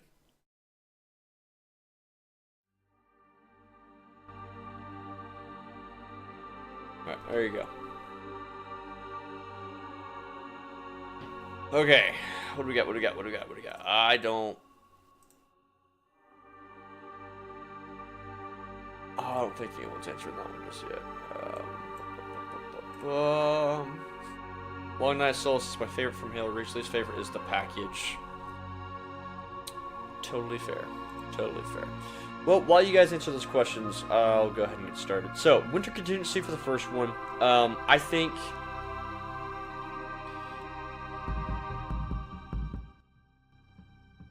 There you go. There's those drums. Pretty well done for a beginning mission, in my eyes. I like, I love the introduction to the Covenant they did. Almost like what they do with the Flood, but they did the same thing with the Covenant. The way they, Shit, is this actually happening? Is the Covenant actually here? No way. Last time this happened, we lost planets, brother. So, yeah. Winter Contingency is really well done. I love, the way they spread out the arenas. I like some of the traveling, some of the multiple choice you get in there. A couple different environments you actually get with it too. The world building is fantastic. It's an overall pretty good mission. I'd put an A tier. In fact, I would actually prefer Winter Contingency over Sierra 117. But the Storm, I still think is better, so. It's a fair spot to put it. Oni Sword Base. It's a pretty good mission in my eyes. Let me give it to you guys. His favorite mission is definitely Oni Sword Base. What the fuck? Whoa! Bruh! You're grounded. You're grounded. Get out of here. Tip of the Spear is probably my favorite. Okay. Okay. Probably shouldn't have done that questionnaire. It split up some of your guys' stuff. Let's see. Oni Sword Base.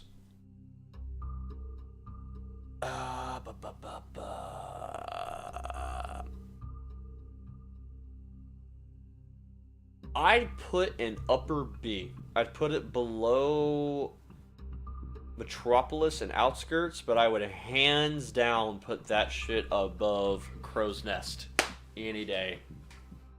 I do like the openness. I do like the, again, you have some choice in there of where you want to go. Pretty good introduction to the arsenal in that mission as they slowly reveal it. Gives you the idea of the military is now fighting off the Covenant. The force is slowly starting to come in a little bit more. It's not as subtle as it was during the Winter Contingency. Pretty good overall. Nightfall is a mission that tries to be truth and reconciliation, but I think kind of falls flat. Trying to replicate that formula, but the mission itself is still pretty good. It gets exuberantly more difficult on higher difficulties, especially as you get towards the end. That last segment is a crawl.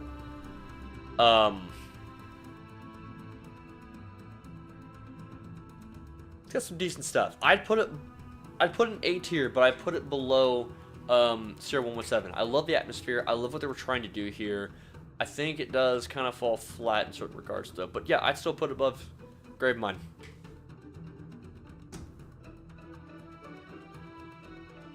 Putting that above Delta Halo, though, is criminal. I did displace Delta Halo. I think I need some time to evaluate it.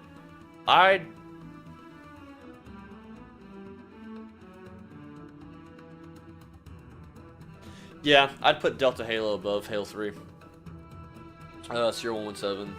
And then Nightfall, but I'd still put it below Winter Contingency. I'd still take Winter Contingency over Delta Halo, just because I just like Winter Contingency. Okay, Tip of the Spear. Is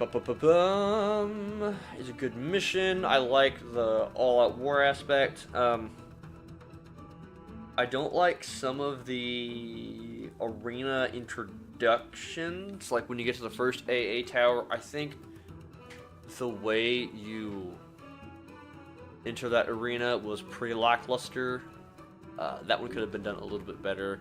As progression of the mission, when you scale the building, you find the first zealot is an optional objective. I thought that was a cool thing, but I think that it's really stupid. They gave you an optional objective to kill a zealot, and there's just nothing for that at all. It's like they were testing the idea of optional objectives and then just didn't follow through with that idea. But I don't know. The Invasion of the Spire is also badass as well. I'd rate that one pretty highly. It's definitely above Nightfall. I think it's an A tier mission. Maybe I put below 117. It's decent. It's decent.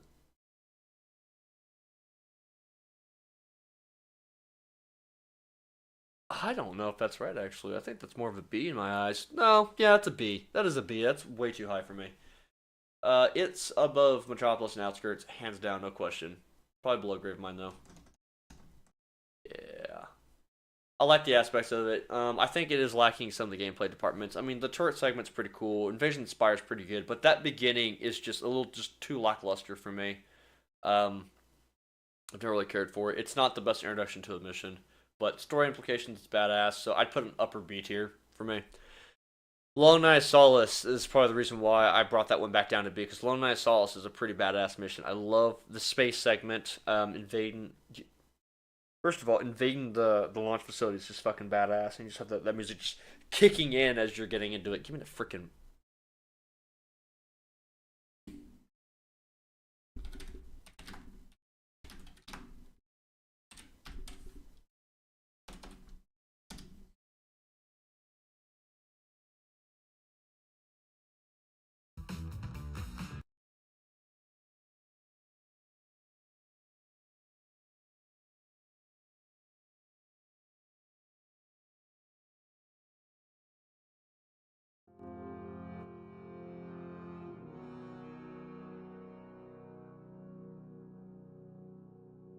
There we go. Okay.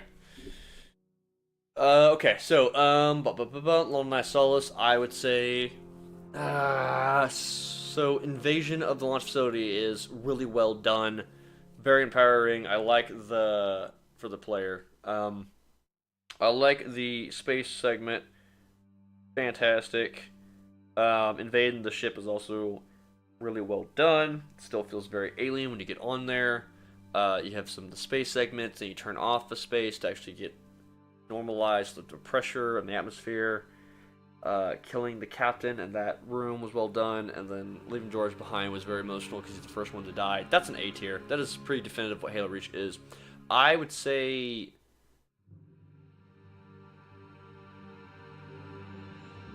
I played over Regret. I'd put it in A tier, but I put it below Uprising just because I have a huge bias for Uprising. I love that mission. It is criminally underrated in my eyes. I do not know why. It's so looked over, so I have to actually put it just beneath Uprising.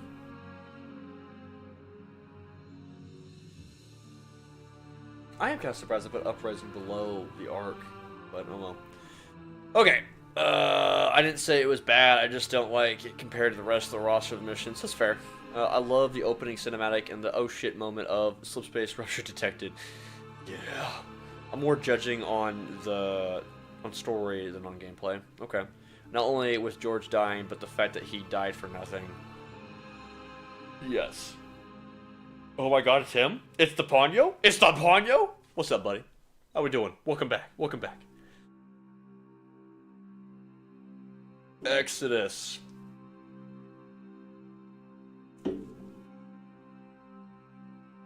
No, I'm not Halfpint. I'm just the intern. This is an April Fool's joke. Very elaborate. I just didn't wake up. No. I respect it, though. Exodus. He said S tier. I do not feel that strongly about it, but I understand what he's trying to do. The feeling of like the lone wolf that you get from Exodus was really well done, and you regroup with the humans after having to fight some covered forces by yourself first. The fact that the mission starts off where you're already injured as a Spartan was pretty badass. Because I don't think there's any other mission in Halo that does that same thing.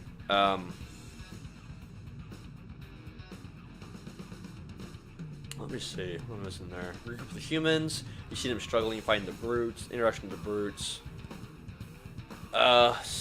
Combat segments are really well executed. I love when they add the jetpack. They were really smart how they did the jetpack combat arenas in general.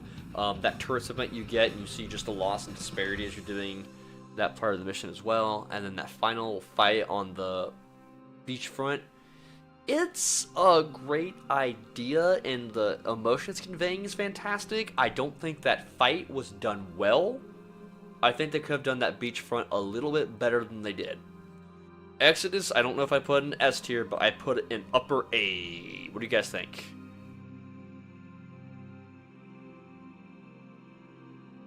Persona slot.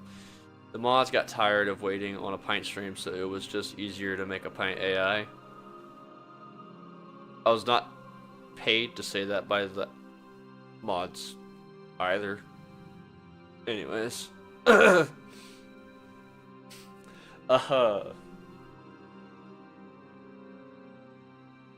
put an upper A. I'm going to put it below the mall just because the mall is just shy of being S rank. In fact, I'm still surprised I didn't put that in S rank. I think that might have been a mistake on my part. I wouldn't put Exodus in S tier though. It's just very high upper A in my eyes. New Alexandria.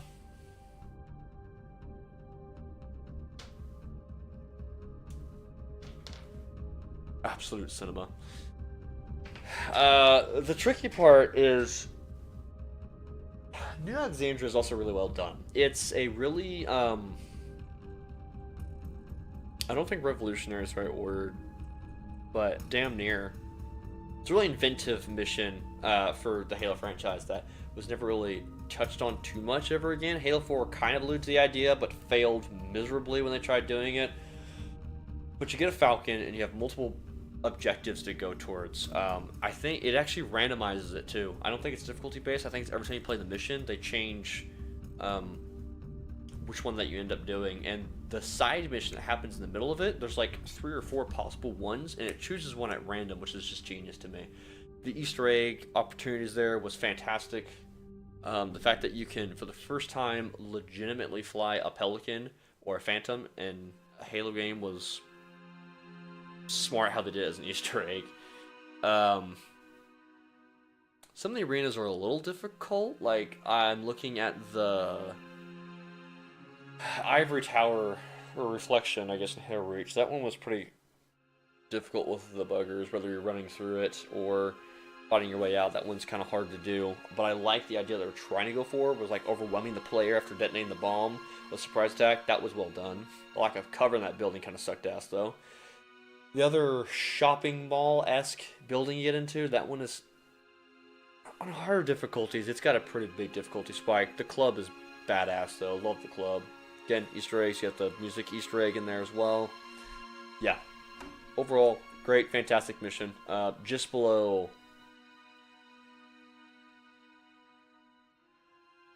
I'd put it neck and neck with Exodus. I think these two are interchangeable, honestly. You could do either or on these guys. Package. Yeah. No, not fair. Not fair. Here's my problem with the package, okay? The beginning is so fucking rough.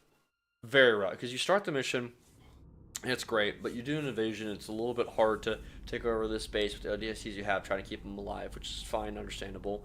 But as soon as you get in that tank and you're invading and pressing forward, it starts off fine, but it gets progressively worse, especially as you get closer to the Oni sword base area, and then when you start fighting the base, it's not great either. But once you get to the underground ice segments of the package, the mission's perfectly fine. I think that part was done very well. Reactivating the turrets, fighting off the forces, you can hijack a Banshee, you have all these weapons available to you that you can pick up. I can't put the package in D, actually. The beginning sucks ass and highly tosses it down, but that ending of the package is pretty good, though. What are your guys' thoughts? Where do you guys put the package at? Browncoat Loki, but will the Halfpint AI post feet pitch? Shut the fuck up. New Alexandria is more mid to low A tier for me. Yeah. I can see it because of the difficulty, maybe. You might not be wrong on that, actually. Sorry, I had to zone out for a bit to take care of some chores. I'd say B. For the package? Brother.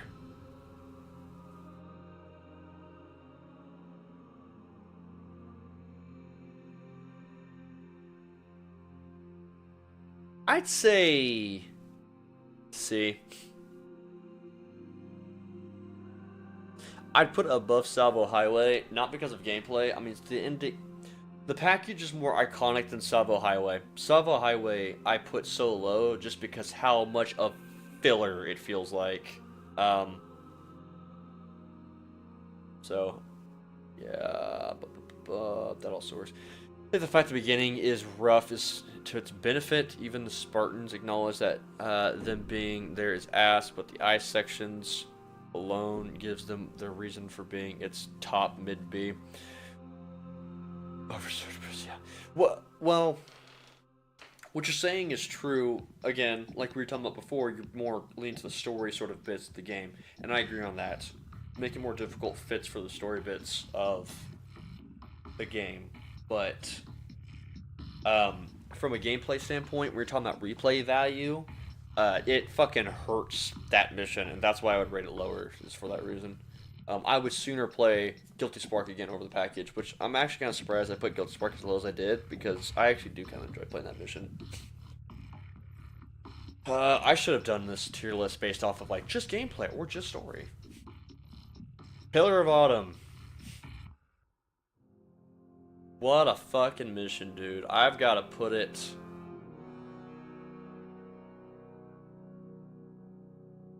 For me, it's above Tip of the Spear.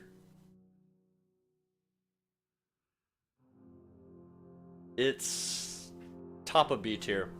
My reasoning for Pillar of Autumn. Number one, you've got the Pillar of Autumn, obviously. Gameplay's pretty well done. Desperation is at maximum capacity at this point in time, right? But the Pillar of Autumn also sticks in my mind because it is, to date, known as one of the hardest Bungie Halo missions ever. And for all of the right reasons. Its difficulty was very well fine-tuned. I remember watching Naked Eli back in the day getting a world record on that because he had discovered that trick to get to the gun up top. I don't think he was the first one to discover it. I think he was the first one to discover the fastest method to get up there to the MAC gun. So he shared that and got a world record because of that, and that mission just stuck up that much more to me because of that. I think it sucks that we don't get to fight the Scarabs in Halo Reach. Instead, they're used as more just intimidation factors. That really kind of hurts the mission. Confronting Keys was pretty cool. That whole last arena part was pretty well done. The atmosphere is fantastic in that section where you have like the light rain drizzling. Oh my god, dude. Beautiful missions in Halo Reach, dude. Beautiful fucking missions, my guy. And then getting the that max segment was not... could have been tweaked better. Could have been tweaked better. But yeah, and then you get to fight just the group of zealots at the icing on the cake, to tell you, this is the fucking finale of the game. You fight a group of fucking zealots. The hardest elites you ever fight in the Halo franchise. Pillar of Autumn is solid A rank. It's got everything a staple Halo mission has. But then Mickey also said, nah, it doesn't have a tank or Warhog play. And I see that. Because it has the Mongoose running, but doesn't have Warhog play. I can totally understand that. To be fair, though, they have been trying to tell a different story. I think the package is my favorite Easter egg since it's decent large combat area. Ooh, it does have a good Easter egg with the secret room, too. Yeah, I can, respect it for that, too, as well. I'd almost rate it higher because of that, but nah. Also, I wasn't there for it, but I'm actually the biggest devil's advocate for a Silent Control Room and Two Betrayals.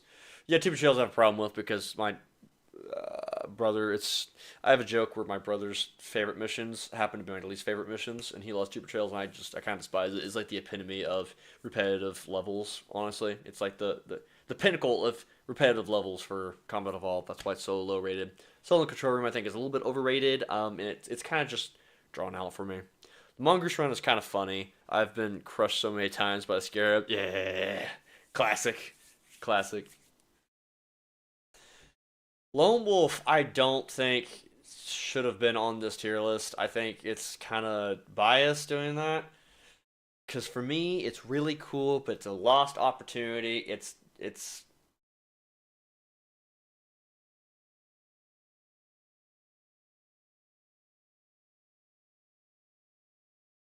okay. You know what? Here's what I'll do.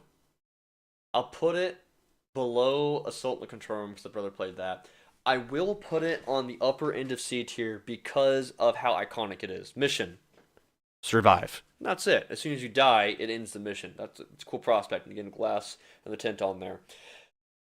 Let's be real here.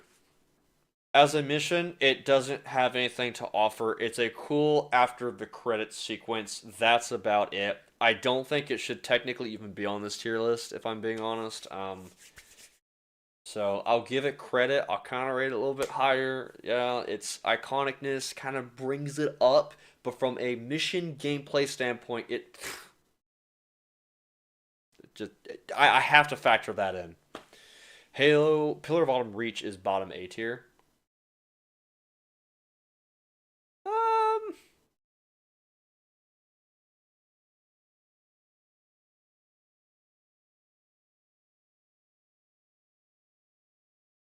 I could see that because I would pick that over Nightfall actually. Nightfall's cool, but I do actually I've probably picked Pillar of Autumn more than I've picked Nightfall, so it would be bottom A tier. Um, for the same reasons that I elaborated before. Lone Wolf, I'll at least put in there. Its own category. Yeah. I can't believe I don't have any fucking F's.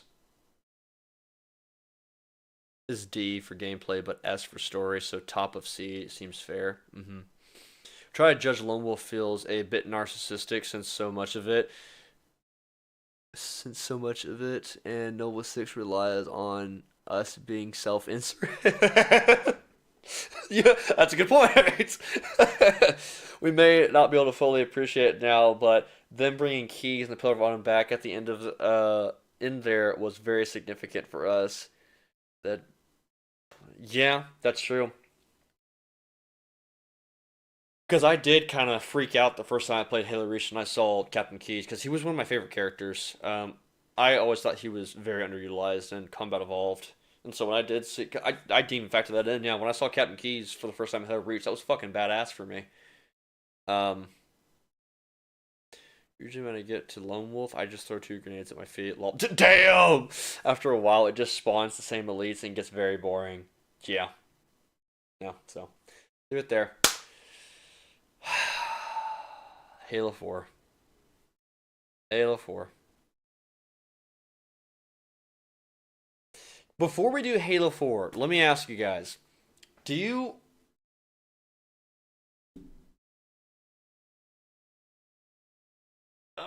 does anything need to be lowered? You know what? I might just keep the F tier empty the way it is because Bungie didn't really make that many F tier missions, and as someone in the beginning of the stream says, no, Halo 5 is not low enough. And so it's like, okay, we'll keep F tier empty just to show how fucking low Halo 5 is. Well, there's some Halo 4 missions that can go into F tier. Kind of surprised Cortana didn't get that low, or the Oracle, but Oracle redeems itself towards the end of the mission is why.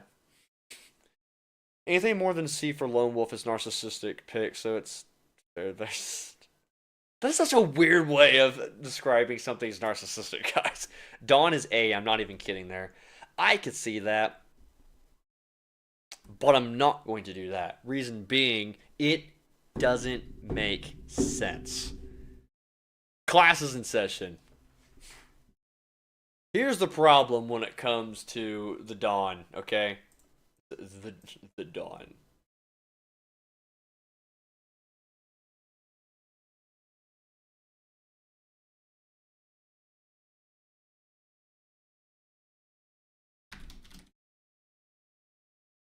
Okay, let's be real here. Okay, all right, all right.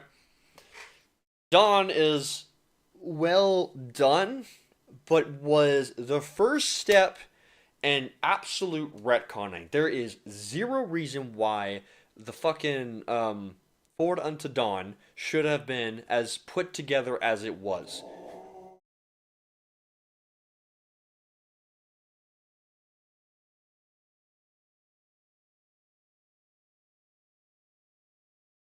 Sirens outside showing how. Yeah, I think it was kind of stupid how they ended up doing that. Like, honestly, if you're, yeah, he does disagree.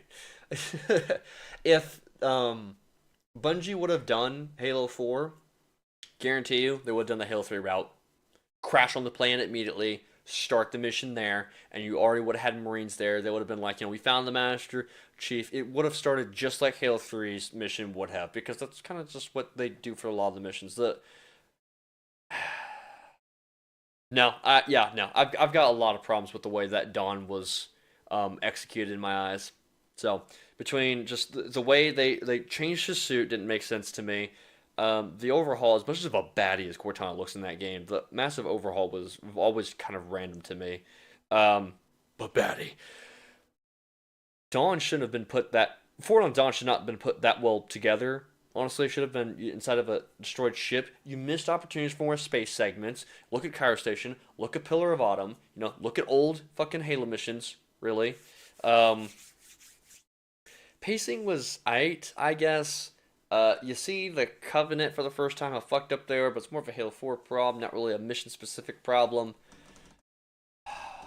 If I had to say positives for it, the pacing was good.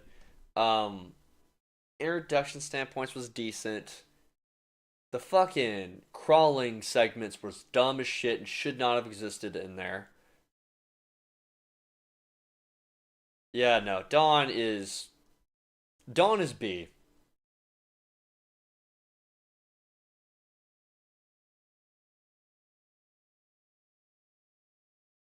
It's above the library, but it's below Crow's Nest. Requiem.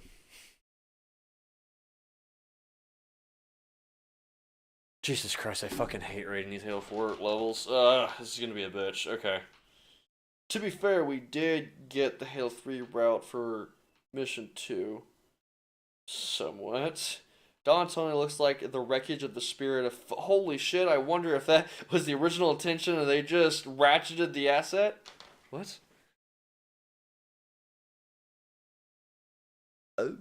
No. Because they were totally on board for Halo 4 the entire time. They changed the suit with nanomachine, son! Like, come on, man. Even Forerunners didn't have nanotech in Bungie's Halo. No, I'm not showing. Sorry. Dawn's right here. Between Crow's Nest and yeah. Crow's Nest and the library on A tier. Okay, there we go. Sorry. Okay, so next is Requiem. Sorry, Hello 4? Can I, yeah, just gonna,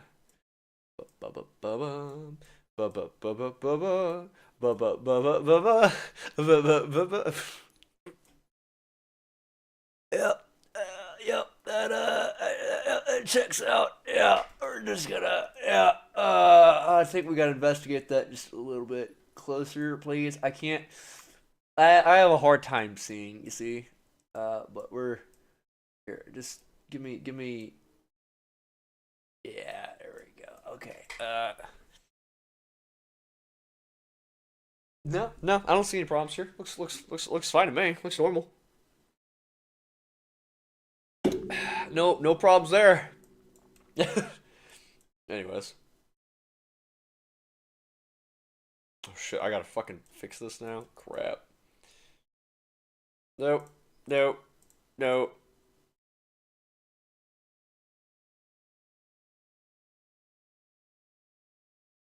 You freaking stop. Just why are you grabbing stuff that's not even active? Just why are you making this so difficult? Why are you this way? Just grab the freaking. This joke was not worth it, apparently.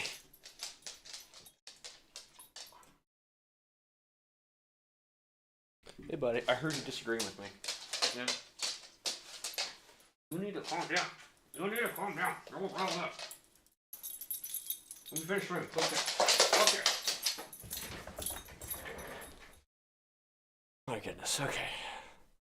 Requiem should along with Dawn. I could see that. So, my thing with Requiem. Yeah, they hit the right standards. You know, you have the vehicle section after you crash on, or you have the crash site, then you grab the Warhog from the wreckage. It's got the great vista from the opposite for the cave, kind of forest, kind of shows the new Forerunner architecture, which was kind of a big problem there. Um, the pacing of the segments is fine, but it's what really started showing the flaws of the combat in that game, especially the lack of ammo economy for some reason for Halo 4 was weird. It had a good variety though and pretty good pacing, so I'd put in beat Requiem above Assault in the Control Room. That's not right. No, that's C tier. Lone Wolf has more implications than Requiem does. I'd put that there. Halo 4 Forerunner is a decent mission because you're inside, you get to see the inside of Requiem, and you can travel around and see the Forerunners for the first time. The pacing's decent, has some random difficulty spikes. The vehicle segments that are added are kind of trash because vehicles are like paperweights. Prometheans are not really fun to fight. I'd honestly put this over Requiem though. I'd put it on top of C tier, maybe. Infinite is. Infinity, my bad, is pretty well done. It's got a good tank segment. It's not smart to put that above Assault Control Room either. Reclaimer is really shittily put together. The Mammoth idea was cool. Going to different sites was pretty badass, but execution was not well done. I'd put it above High Charity. I don't know if I'd put it above Salvo Highway, though. No, I'm trying to send a message to Salvo Highway. We'll at least put it above that one. Shutdown was a cool idea that was poorly executed. You're supposed to be able to travel from multiple points, but you barely even fucking do that. Once you actually get in there, the fights themselves suck total fucking ass. Once again, animal economy is absolute shite. So, while Shutdown is a really cool idea, it is terribly done. I put that in D tier. Composer is. It's I. It's I. It's I. I mean, it's I. Midnight.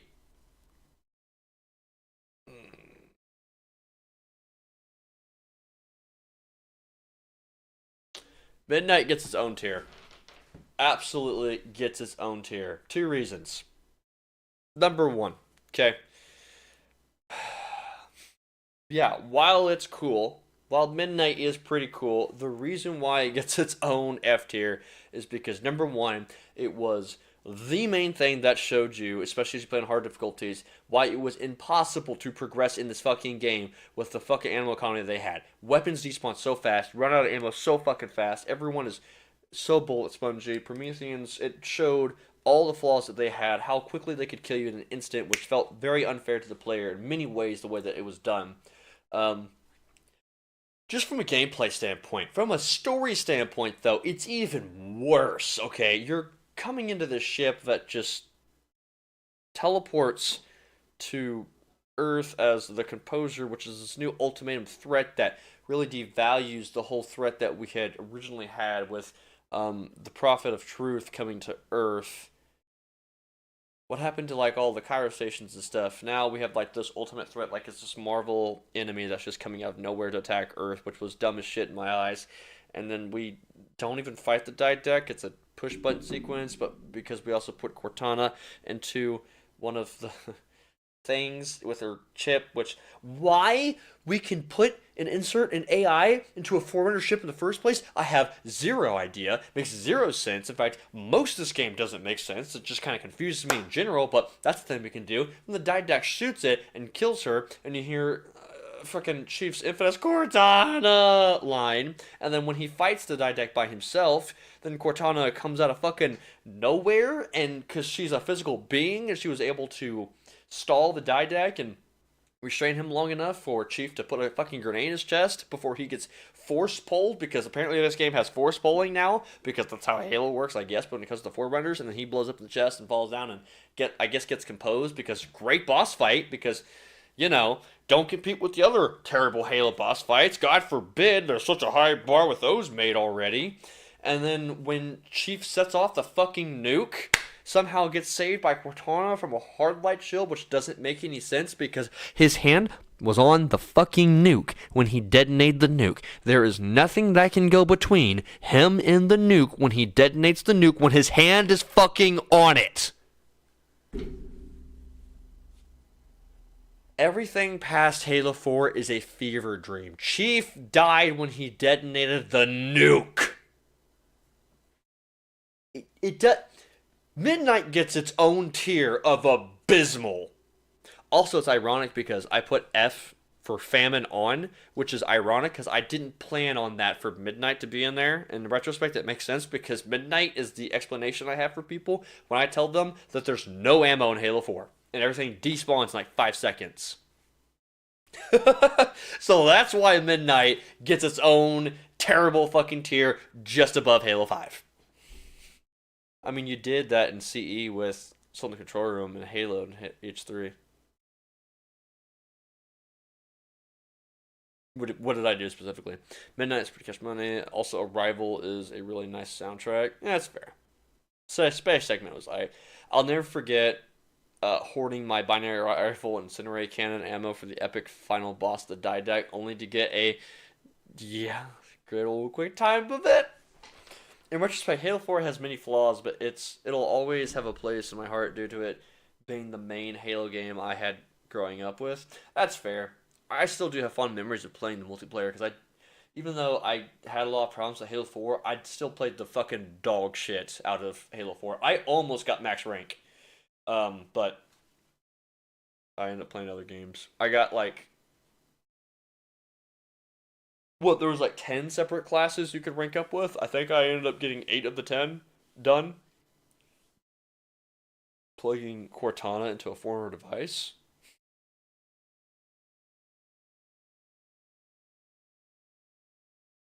Yeah. But at least with those ones, it was like plugging her into a fucking hologram. In Halo 3, she kind of steps out of the chip. You know, it's like, at that point in time, it's pretty well done. But with the way they just throw it around in Halo 4, just the amount of times he goes, it's like, well, why are you even able to do that in the first place? Why are these podiums even here? Like, it was clearly made as an arena. So anyways, there is the definitive tier list with 0 problems in it. Yeah, so that's what we have lined up there.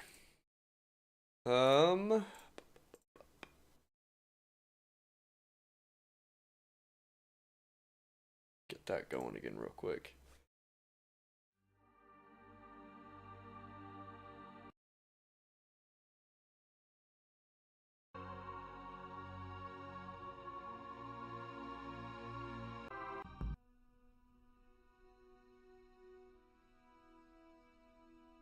Okay, there we go.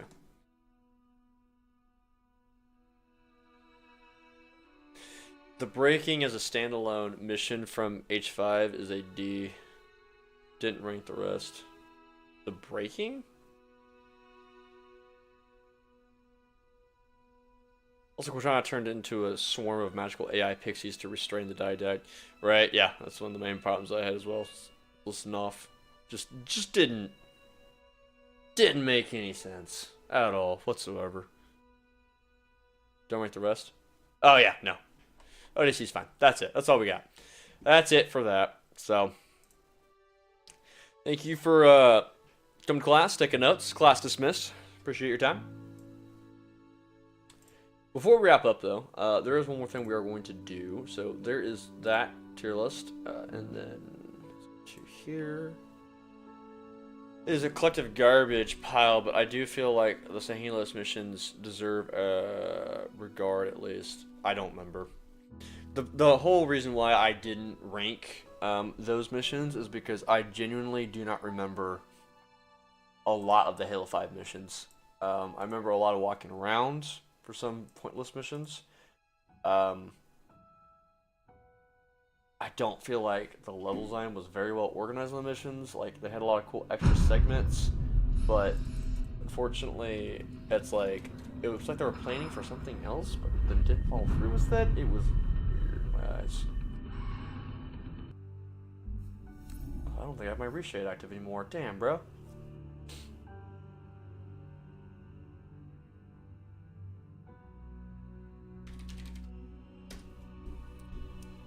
Fucking signed to everything today. Good lord.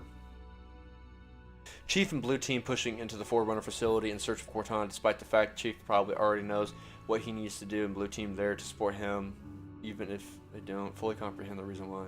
Totally fair, and I wouldn't ask you to replay for a refresher when even the devs want to pretend it didn't even exist. Pretty much. Turn that off now. Alright.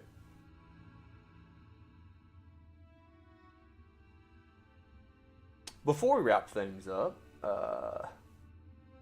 I did take a poll from you guys in Discord about a couple weeks ago, and you guys had voted to do, almost unanimously, Pinty setup. Oh my god. Let me find that guy. There he is. Yeah, you guys almost unanimously voted for, the Mythic overhaul. So if we're going to do the Halo Reach Mythic overhaul, we're going to take a look at that. Probably only do one mission. I got to hop off. I have some work I got to get done today, but I still want to give you guys a little bit of time. Mercury Rising I want to play at some point in time, because when I had posted this poll for you guys to take, this was like a day after this mission had just come out. This developer, absolute classic Halo dev. He's the guy that created Huge Ass back in the day. He's actually created a lot of Halo Combat Evolved content, so major props to him. I've checked that stuff out. Looks like he was using a lot of the Dig Site team stuff. And there's the classic tried and true Halo 2 Uncut from Vengeful Vadam. I do want to check this one out. Lots of great stuff in here. I love following his devlogs that he did during the process of this. Basically trying to recreate what Bungie was initially trying to do. As promised, for those of you who made it through the tier list, I said there's some news I want to talk about. So there is a couple of videos that I have planned to release over. Initially, I was going to do over the course of late March, but now I had to push it back to April. I had other things I had to worry about. First and foremost, but basically, I ended up recording these videos. Now I just kind of have to edit them together, and I'm going to release them like a scheduled cadence. Some pretty cool stuff. I think you guys are really going to like what I have behind the scenes. Some Halo, some not, some cool, some surprising. But that way I can get back into releasing content for you guys. I don't know what I'll do with streams. I'm not going to make any promises, because apparently I'm pretty bad at making those, so we won't do that. So, I'm going to make an internal schedule and then just see if I can go based off of that. Okay, MCC. Man, I really wish they'd come back and they'd finish stuff with MCC. MCC is not done until they add mod support for custom game browser. Now, technically, I know everyone's saying you need mod support for console, which there's not a lot of companies that have done that, and I agree that's cool and should be good, and should be something they should do, but we'll have to see. And that also takes, you know, a company that cares about its community, and we already know 343 how they feel about the community, so good luck with that.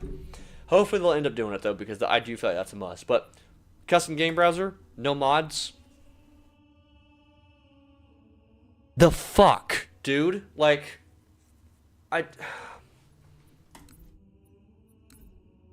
yeah, no. Fucking custom game browser needs mod support. Otherwise, every time you play with mods, you have to have either a shit ton of friends or happen to be a streamer and get some people to play with you. But God forbid, if you're just some random fucking person that loves playing Halo, hope you have a lot of friends to play the mods with you. Jesus, man. How the fuck are we supposed to make multiplayer mods? I don't know. Alright, rant over. Halo Reach. Reach Mythic Overhaul Campaign. I have damn near zero context for this. But the stream is running late, so I gotta wrap this up. Oh, that's the wrong mission. I gotta do winter contingency. I like to go on record, by the way. I do like Halo Wars 2, and I do really like the Banish. In fact, I feel the Banish so much. I like the Banish so much. I wish they were conceived outside of 343. Yeah, I agree with both those points. Halo Wars 2 is pretty good, and Banished is really well established. 343 doesn't deserve Atriox and the Banished, even if they did kind of ruin them in Halo Infinite. I'm pretty sure Atriox was probably a creative symbol-y creation. It's probably why he's actually a good character for once. It's probably because it might not have been a 343 creation. Like, it's, and I say that to kind of agree with your point of, yeah, I don't think 343 deserves a character that badass, because I don't think they know how to, yeah, no. At the same time, I kind of don't want them to come back, because every update they make for the game shit cans all of the mods, apparently. Yeah, that too. I forgot about that. Okay, we're going to start with Winter Contingency, start from the beginning. It has been a hot minute since I have ran Halo, so we're just going to do normal difficulty, unfortunately. I also don't know what to expect from this mod, and I have to run this pretty quickly because I've got some work I still got to get done for the day.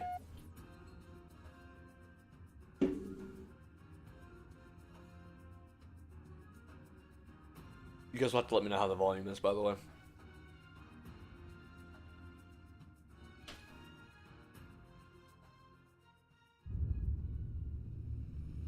Listen up, noble team. We're looking at a down relay outpost 50 clicks from Visegrad. We're gonna introduce ourselves to whoever took it out, and then Kat's gonna get it back online. Oh. Get me under the hood, Commander. Sir, why would rebels want to cut off reach from the rest of the colonies?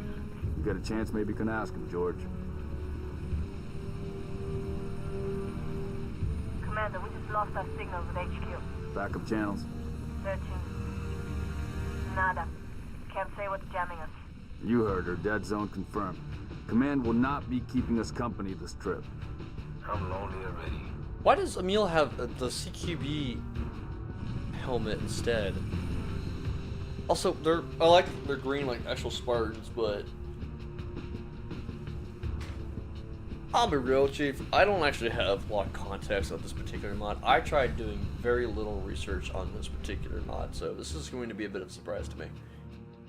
Shoot down attempts are likely, so keep your distance. Yes, sir. Let's stay Is that a BR? Watch your sectors. There's the communications outpost. June is literally the same. That's funny shit. Bro, that's a fucking. What do you like these? Could be the missing settings? troopers. Let's check it Oh out. yeah, we're playing normal. Health bar is different too. Put us down on the bluff.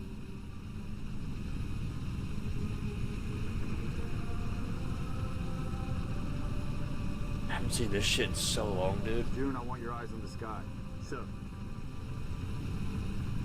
June and George are the same. Right. let's go, 6. All right, noble team. Spread out. Watch the approach. What is that shader on the pistol? Holy shit, bro. Hold on, Q is... Okay, Q is punch. I think F is grenade, then, yeah. Shift should be sprint. Okay, we're gonna skip this beginning segment. Structure point 34 looks clear from this angle. We have more sprint. Nice. Very, very nice. Beacons coming from just south of you, Commander. We're close. Roger that. Eyes peeled.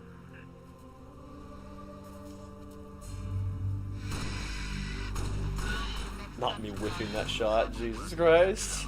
Noble team, you have permission to engage. Be selective. We don't need to telegraph a presence. I don't know what the idea behind the bullets up top were. Just changing the numbers instead. What the fuck? Thanks for playing the mod. Make sure to keep an eye out for more terminals that look like this.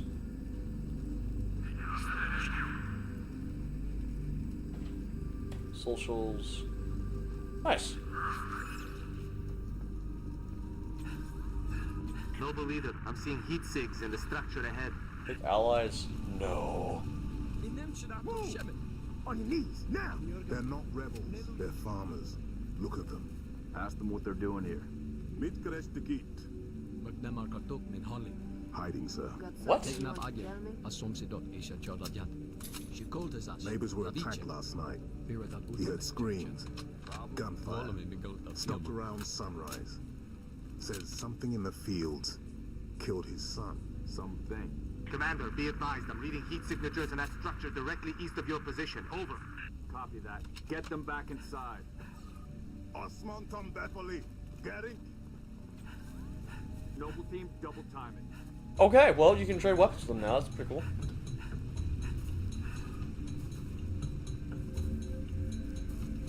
You bastards.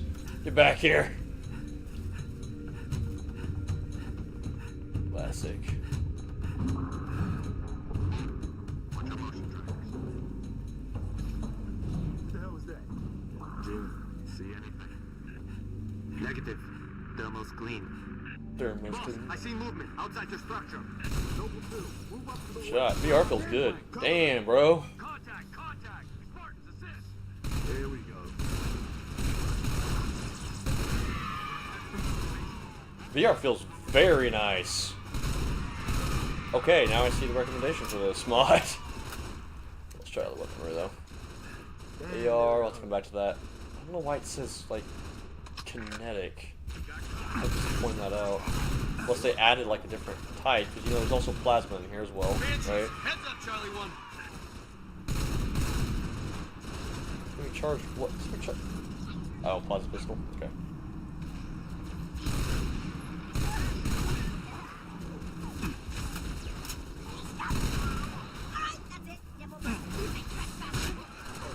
That's the Halo 1 speech.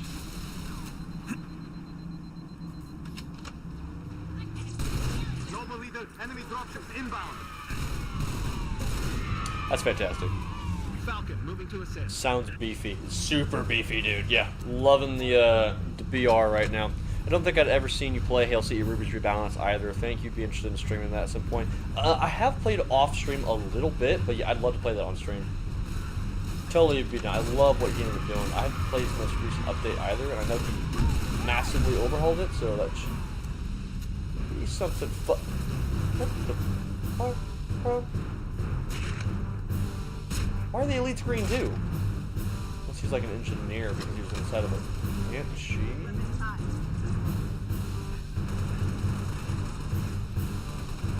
Weird.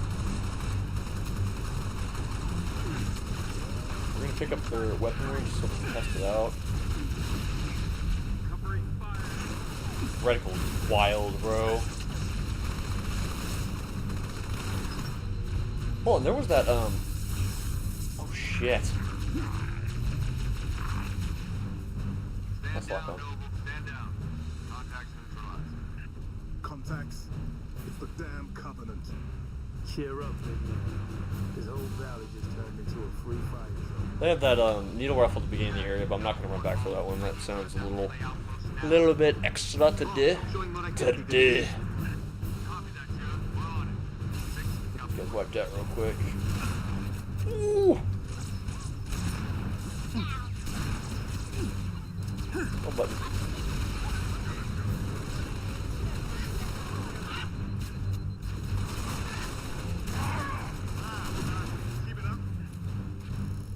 Storm rifle? Oh no, why? More hostile activity to the northeast. Why? Here with Cat. 6 novel buttons of pairs off the ground. Meet you at the outpost. Number 3, requesting air. Over. Yeah, I'll run with it. Alright, that's fine. Get to work, Noble.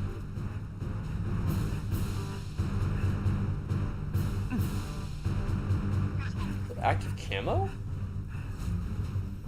Enhanced radar.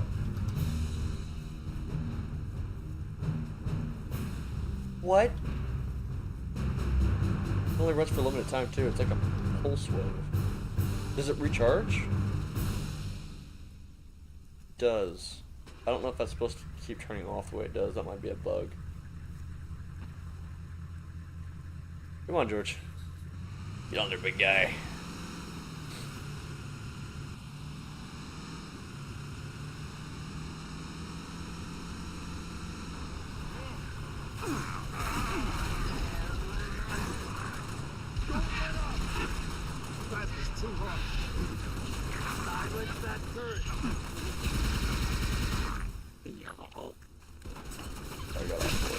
Get out of here. Alright, there we go. Need some precision or some marksman to run with. Hold integrity on the vehicle now. That's a little addition. Little turret segments. It shows how much more entrenched the Covenant are. I cannot turn around at all. Noble leader, I'm seeing heat sigs in the structure ahead. More hostiles. We'll explore the area just in case there's anything that they add in this area.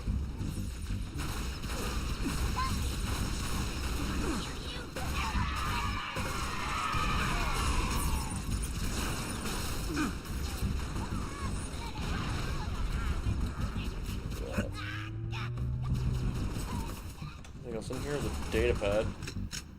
Oh! Oh! Looks like we're clear, Lieutenant.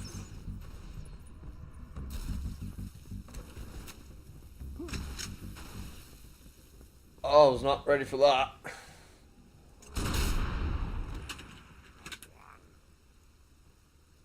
Suppressing fire. Oh. That's why they pay us the big bucks. Oh, it's a good day, guys. Oh, it's a good day. Area secure, sir. This is now my favorite mod of all time. Straight up. Straight up.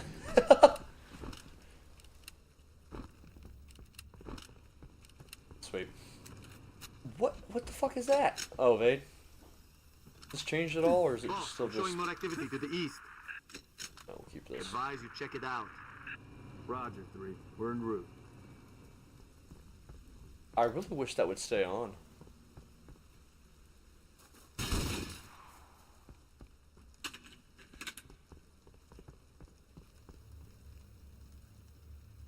Armor piercing? What the f...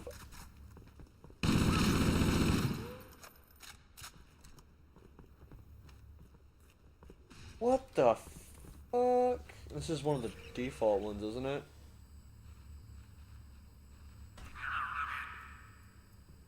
Yeah, okay.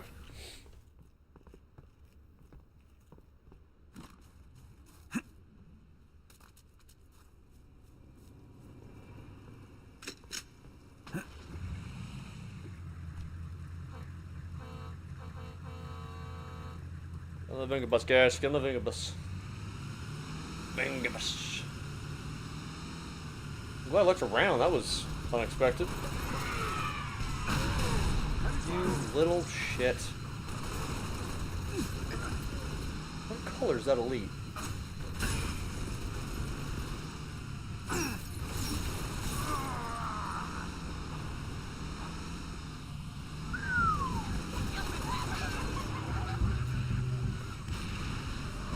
Oh, okay. Sorry guys, I didn't pass my driving test. I'm sorry. Going hot. Check out this area real quick, see if they have anything additional over here as well. But considering we already have the CE set up, I think I am pretty solid at the moment. If there's anything.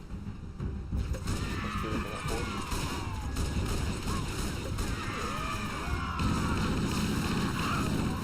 My God.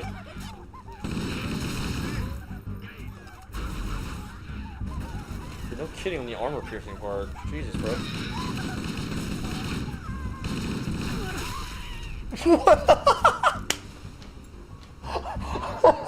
Distress signal. Mayday. Oh, I missed the grunt so much, dude. You were attacked by Covenant forces. The Covenant is en reach. Repeat, the Covenant It's is so en reach. aggressive. Troopers. Let's move, 6. My God. The source of that distress call. No disrespect, but don't we have more important things to do than round up strays? We don't leave people behind. You see those troopers, you let me know. Let's see if there's I'm anything seeing else possible hidden friendly here. forces under attack south of your position. Over. We're under attack. I repeat, Mayday. Mayday, 3 Charlie 6. We are under attack by the Covenant. I got wounded. Cannot hold this position. We need to find those troops. Great voice now. acting, by the way. Oh no! What is Oh dear God! Why do I have the classic Halo back? What the fuck?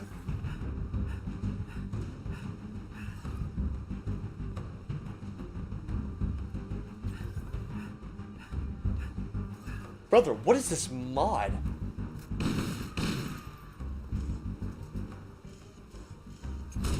I can't zoom. No, I need those Halo animations. We'll come back for a third person another time. Oh, he had the AR as well. Okay. We'll come back for the third person another time. That's cool as shit, though. That's wild. Vehicles? No. Okay, let's just stick with this for now. Oh, never mind. There's a new one. Get us there in one piece. Michael's supplies are running low, sir. Sheesh. Sir, go in blanky mode. Alright, let's check out I've got visual. this area up here, which used to be known for having like a secret little shotgun, except I got stuck on a rock like an idiot, and we're gonna walk. Ooh, the fight is up there, but if we come into this building first... Did I turn too early? I think I did. Oopsie daisies.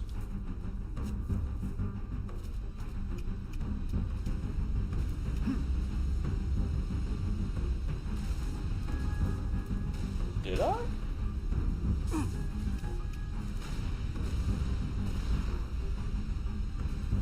Oh, yeah, I did. Okay. So this building used to have the shotgun, but now that we have some other weapons in this mod, I wonder what else they have in here. Oh, damn, bro.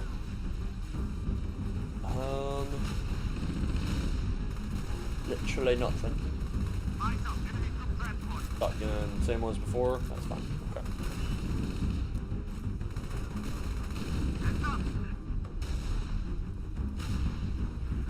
Why is there a mine? Request immediate evac. My coordinates. Solid DMR. copy, Commander. Recalling Falcon Charlie 2. Hold that evac position.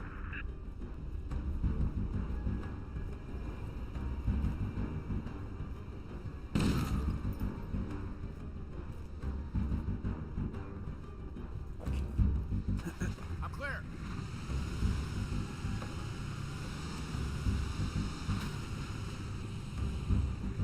That is serious fun, mate. Classic Marines, let's go. Okay. Let's get this guy over here.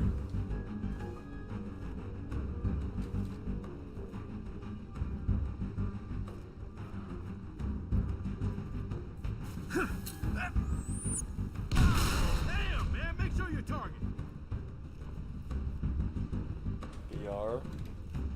You have the SMG.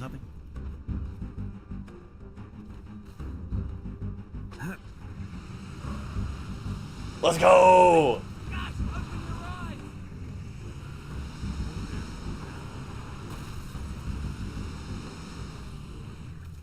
Noble leader, be advised. Okay, I have no, visual sorry. on Had to have my inbound fun. Covenant dropships. Evac transport, keep your distance. 6, hold position. Clear LZ.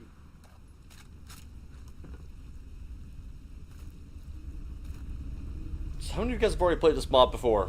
How many of you are seeing this for the first time? This is all news to me at this Be point in advised, time. we got hostile dropship inbound.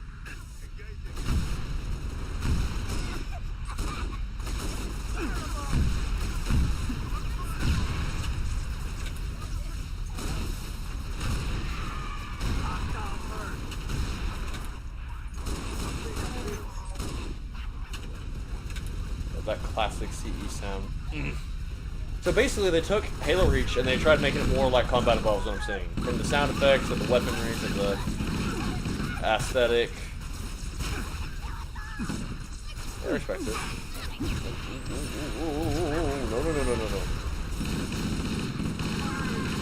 So I had a drop shield on him. Oh, that's a shield! Give me assassination. Give me assassination. Or not. What? Landlady. No. What is this grunt, dude? Oh. Okay. Okay. Never mind. My bad. Lots of pistols. I am scouring everything for anything extra at this point in time. For evac. Affirmative. Transport inbound. 6-2. Let's go. I think it's first time for most of you guys. This mod. Hop that bird on the double. Pilot, stay close. Watch for hostile air. Get down. Friendly. Classic. Alright, where the fuck is... Wait, hold on. Carter, brother, what are you... Okay. Noble 2, sit rep. We're at the relay outpost. Doors locked. Mechanism's been flash fused. Can you beat it? I'll dial up my torch, cut the way through. Gonna take some time. Okay. We're en route to your location.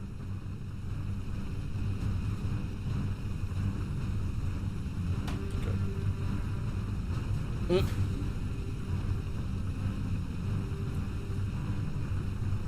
So I forgot his default pose, or his default singing animation, because he only played singing animations when he was doing his other ones. You're playing the wrong idle animation.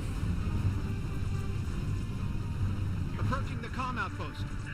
Drop us in the courtyard. LZ's a little hot, sir. Put her down, pilot.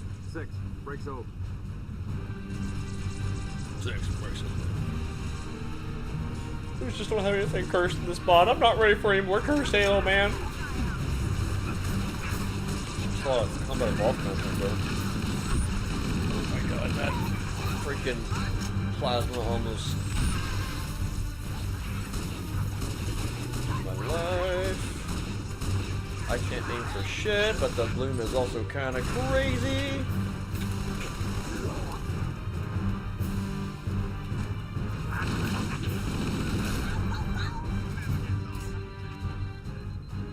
Why is this mod like turning on and off? Contact. DMR should be yours. DMR is okay. Smart. I like how they did the little ammo thing, the rocket packs.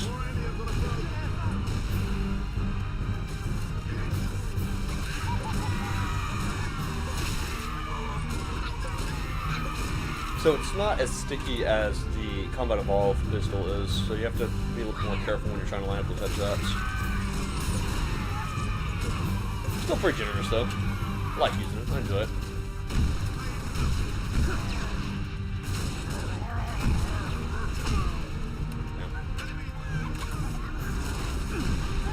I'm curious if they got rid of assassination, though. Kind of hard to tell because I have been messing up a few of the opportunities to land the assassination, so it's not totally on, but jeez, what is on me?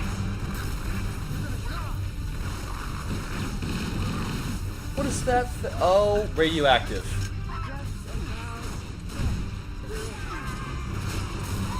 I need that carbine.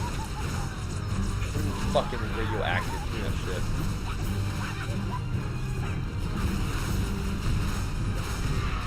Damage over time? The fuck? Oh! Steel rod. Or was it like the same thing as like the needler? Colonies of VR, just to experiment with it a little bit more. I like the Magnum a lot. It's kind of hard to...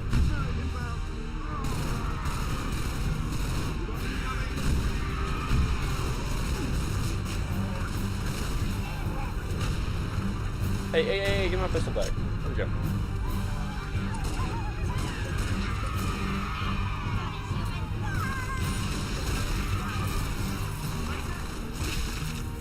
I don't think they have assassinations anymore. They might have gotten rid of it.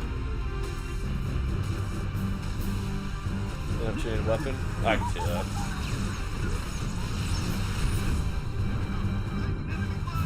Jesus Christ, bro.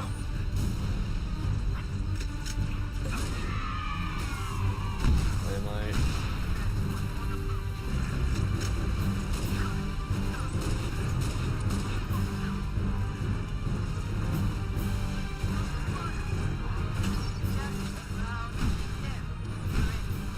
I know she's done, but I want to check out the stuff more. How's this? Okay. And the 2 sound effects, that elite.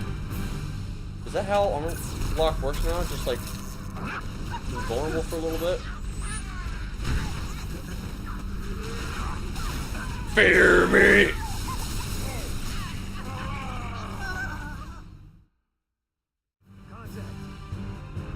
It failed me.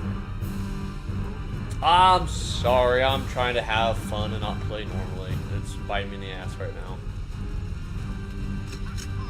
Should just play safe, stay by the door, but no, you gotta check out all the weapons first. Also kinda wanna get that carbine. God, dude. Fucking Fetty. Out the wazoo.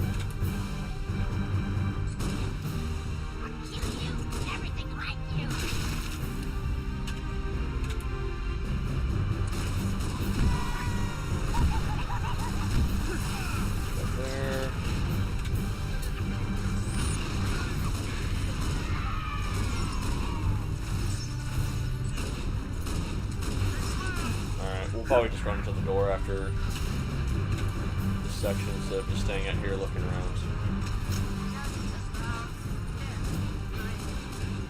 I was still in there. I like the little ammo thing is worth. Pretty well done.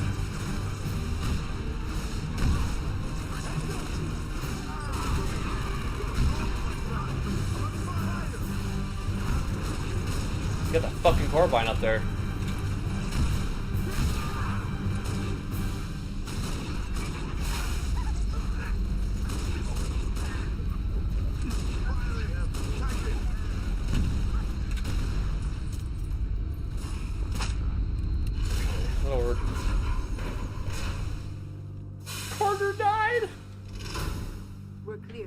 He was not forklift certified, bruh.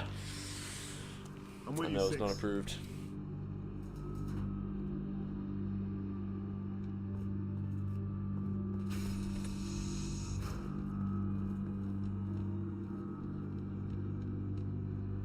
Control room. Go easy. I don't actually know how to turn on my... Search that body. Waiting for Carter to say the thing for the tutorial pop up for night vision so I can test that out first, but I don't think he's... Lieutenant, check that body for ID. 4?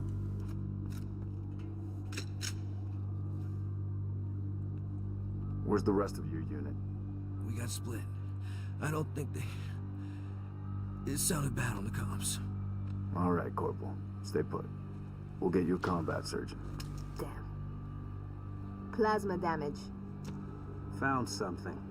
I'll take that, 6. Not your domain. I got a live one over here. Come on. Out you come.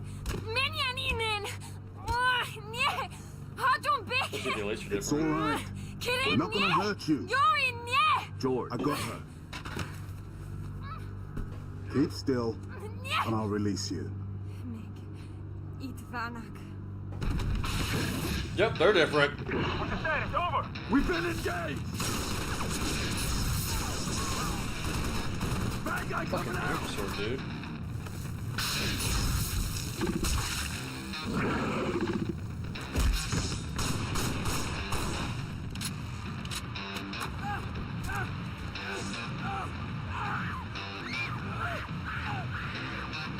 That Tango group has permission to pursue. -4, stay on the entrance. 2, handle her. 5 and 6, clear the hole.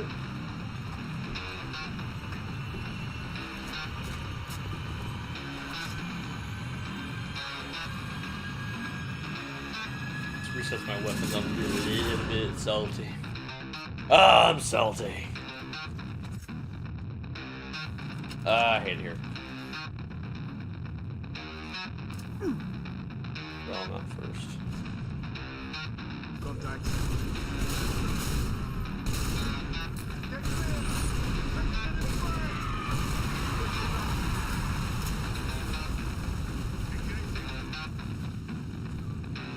Not surfly fortified my ass. Let's go! Get in there, George! That's great.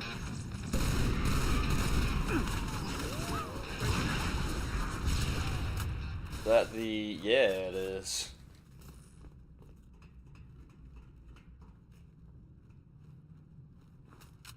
I have to test out some of the Covenant weapons and see how much of them are different as well, because they might have several variations of...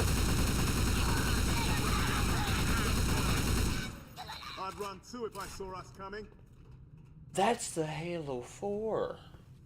What is this? You're auto-kinetic. You are also auto-kinetic. You're just... oh, okay. Strange.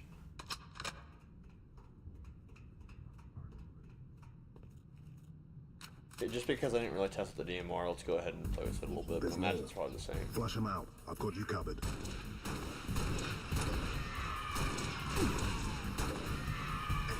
That active camo grunts with a fucking energy shield? But you can't just do that. Huh? Wait, what the... okay.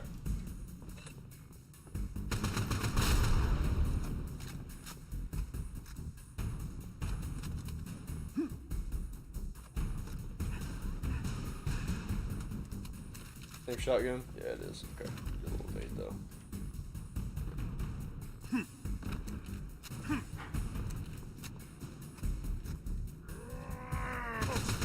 What the fuck? What the f—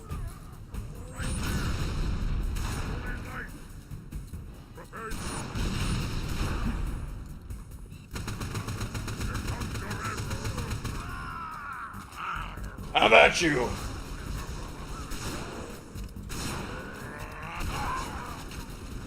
Fucking general.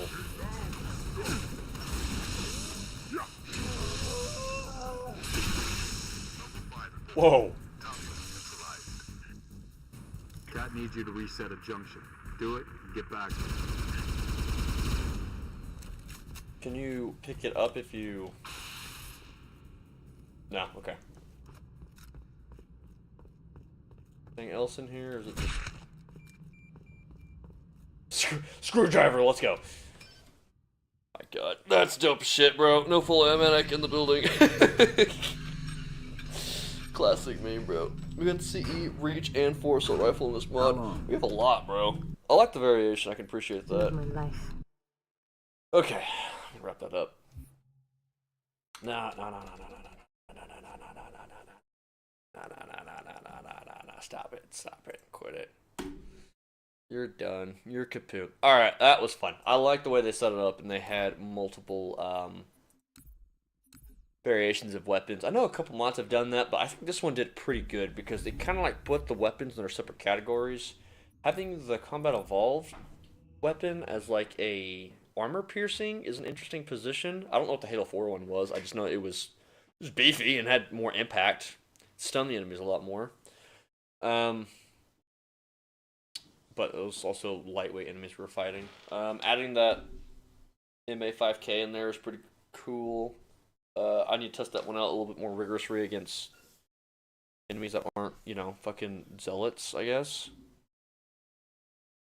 Yeah, so cool weaponry. I like the changes. I like how they're trying to bridge the gap to CE a little bit more authentically. It was a good touch to wear, so that'll be fun. We'll have to play that a little bit more.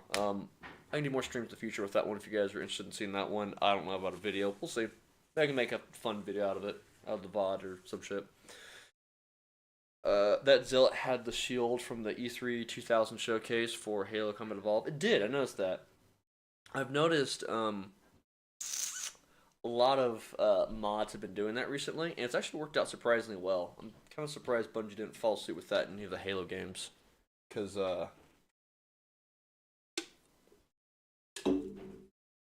Vengeful Vadam did it in Combat Evolved. It worked out fairly well. I think Vengeful did it in Combat Evolved.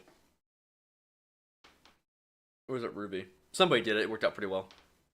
Seeing it reach as well is pretty cool. Pint's great return! Buddy, you could not do more poor timing. Oh, dear God. Good to see you, Riley. How you doing, buddy? How you doing? Good stuff on that one, though. Here's my thing, though, that I feel like Halo, especially the Bungie Halo's kind of missed out on, you know? Especially if 343 really wanted to kind of, like, enhance the experience. I feel like you could add a New Game Plus to the Bungie Halos, right?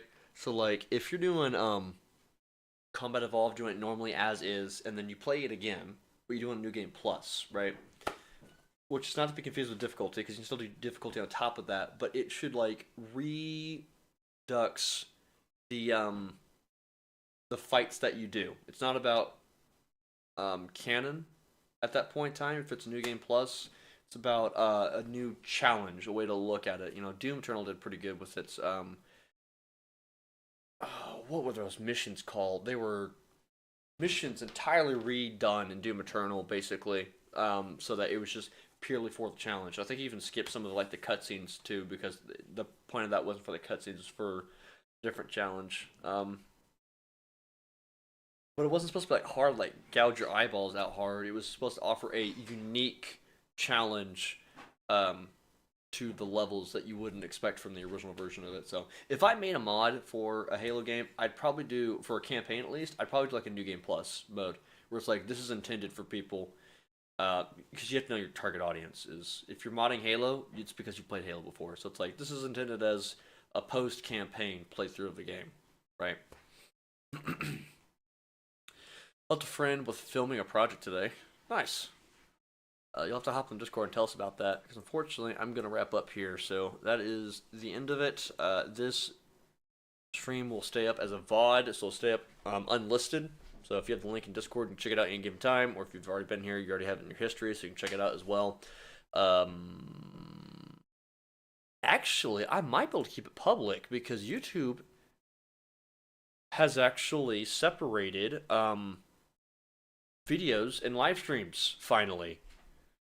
So I might not have to unlist it anymore.